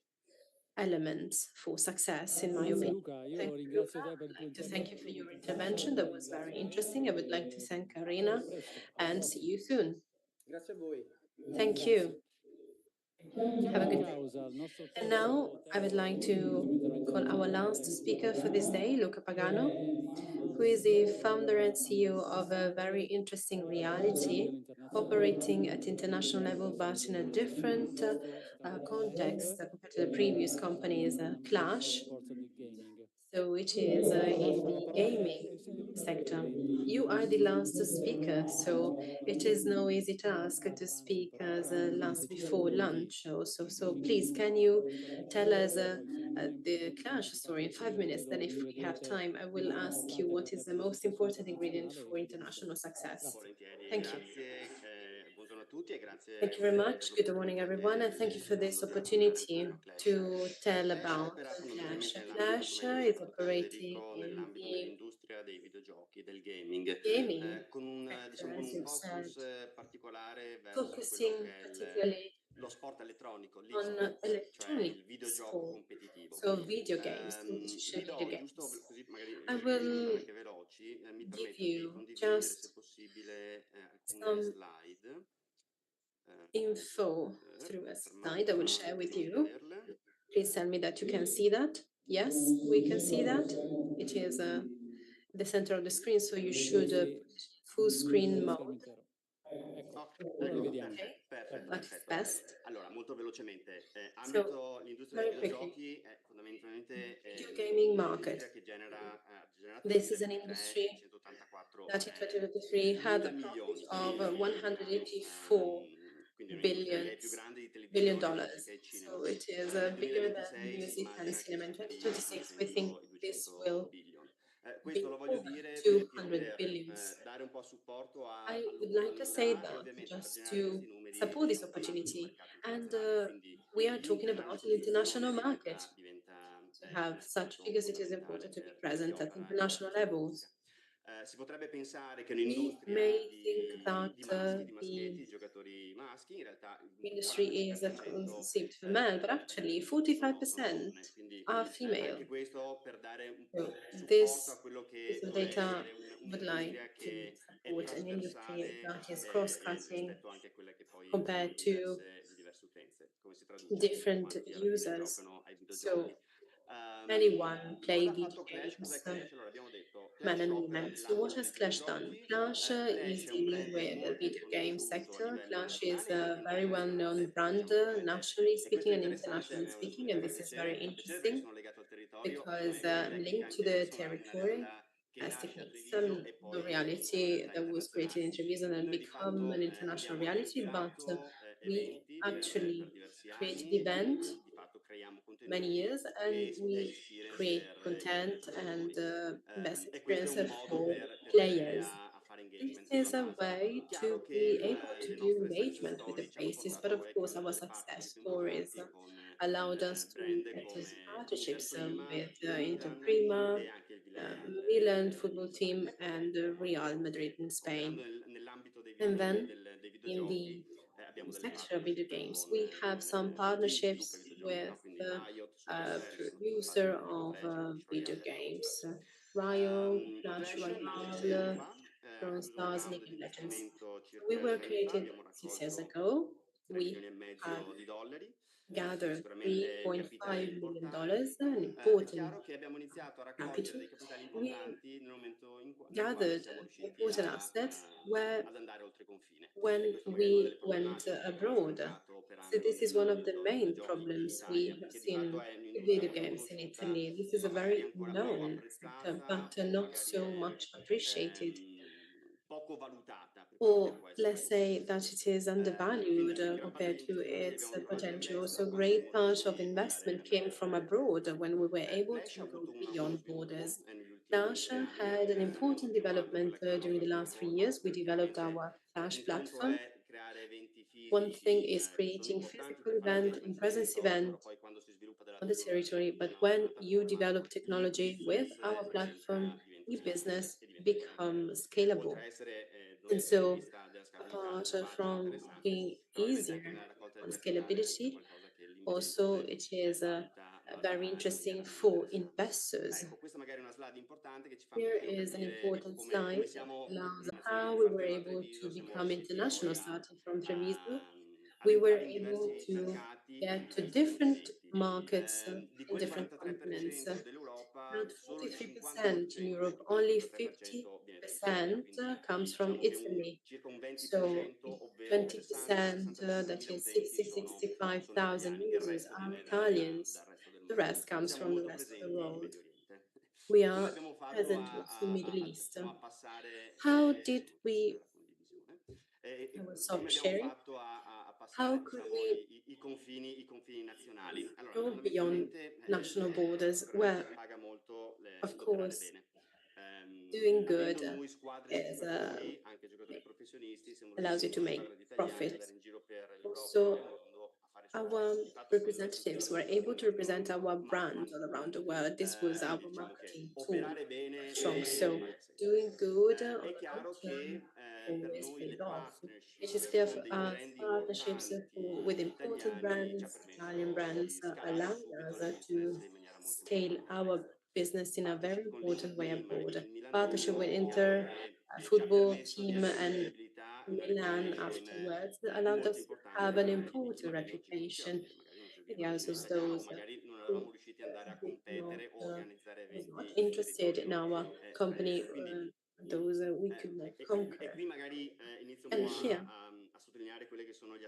I would like to highlight the aspects that were so important for us. So being linked to other Italian realities, other important brands, allowed us to consolidate our made in Italy that abroad is very considered, and also to be able to grow with these brands.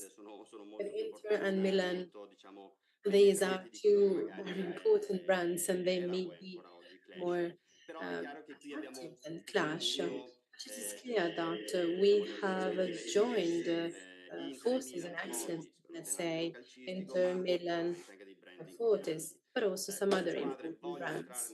These teams would like to become part of video games. They lack maybe know-how or they lack reputation in video games, so that they may be legitimized with use. And so we created a win-win situation, a win-win partnership. We allowed to give them legitimacy in video games, and they allowed us to grow their names. So this is our success story, doing good. Reasons for success story, doing good, and also create important partnerships locally. Well, we had some difficulties, of course, when you enter a new market, especially foreign market that is very far from Italy, such as Egypt, Saudi Arabia, or at the Emirates. You should be present locally. You need people leading the business locally, assessing trends in those markets that are quite different from ours. And so difficulties in operational aspects and also increase in costs.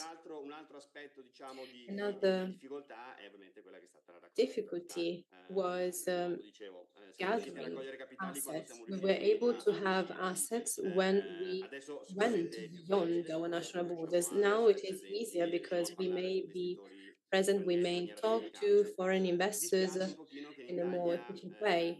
But it is sad to say that in Italy, video games are still considered as a leisure, and it is not considered as a platform in order to be able to communicate. So if I may make a wish, I would like that Italy may go back to our model, so encourage links and the connection between different Italian realities, even if they belong to different fields, but they were able to become a success story. So networking may help, and also being able to do some education, also interest to find Italian assets that may support the development of a technology in Italy, but also brought abroad. Thank you, Luca. I won't ask you for the ingredient for success. You have given us a great overview of your reality. You told us what are also the critical aspects of success and also different levels of our system and also the importance of internationalization. Thank you for your participation. Thank you to Clash as well. We got to the end, so we should pass to conclusions. I hope this was just a first event. We hope this may have other events to follow. The program was quite intense. We tried to just focus on 3 hours of work. We talked about quality with Massimiliano Rosolino, on innovation in sport and business companies and startups. We have considered the state of the art, given many data on technological innovation in different fields, from performance to sport tech. We also try to understand what is the opinion of foreign investors. We explored initiatives that Italy encourages to internationalize our companies, and we also have seen some success examples of companies that are not startup and having success internationally. I would like to conclude saying we have to enhance our Italian features. We have seen in this workshop we really have many values, and we should also limit our weaknesses. We should create links and networks and try to use events nationally and international to develop our field. I would like to thank you for being here with us, and thanks to all participants who followed us on Zoom and YouTube, the new YouTube channel of Sport and Innovation and Made in Italy, and the Italian Trade Agency and the Ministry of Foreign Affairs and International Cooperation, Sport Salute, the 3 federations involved in this path that will continue, that is made up of many events, communication and promotion of Made in Italy, not only for sport, were the sponsors. So I hope I will see you on a second event, and see you soon. Arrivederci.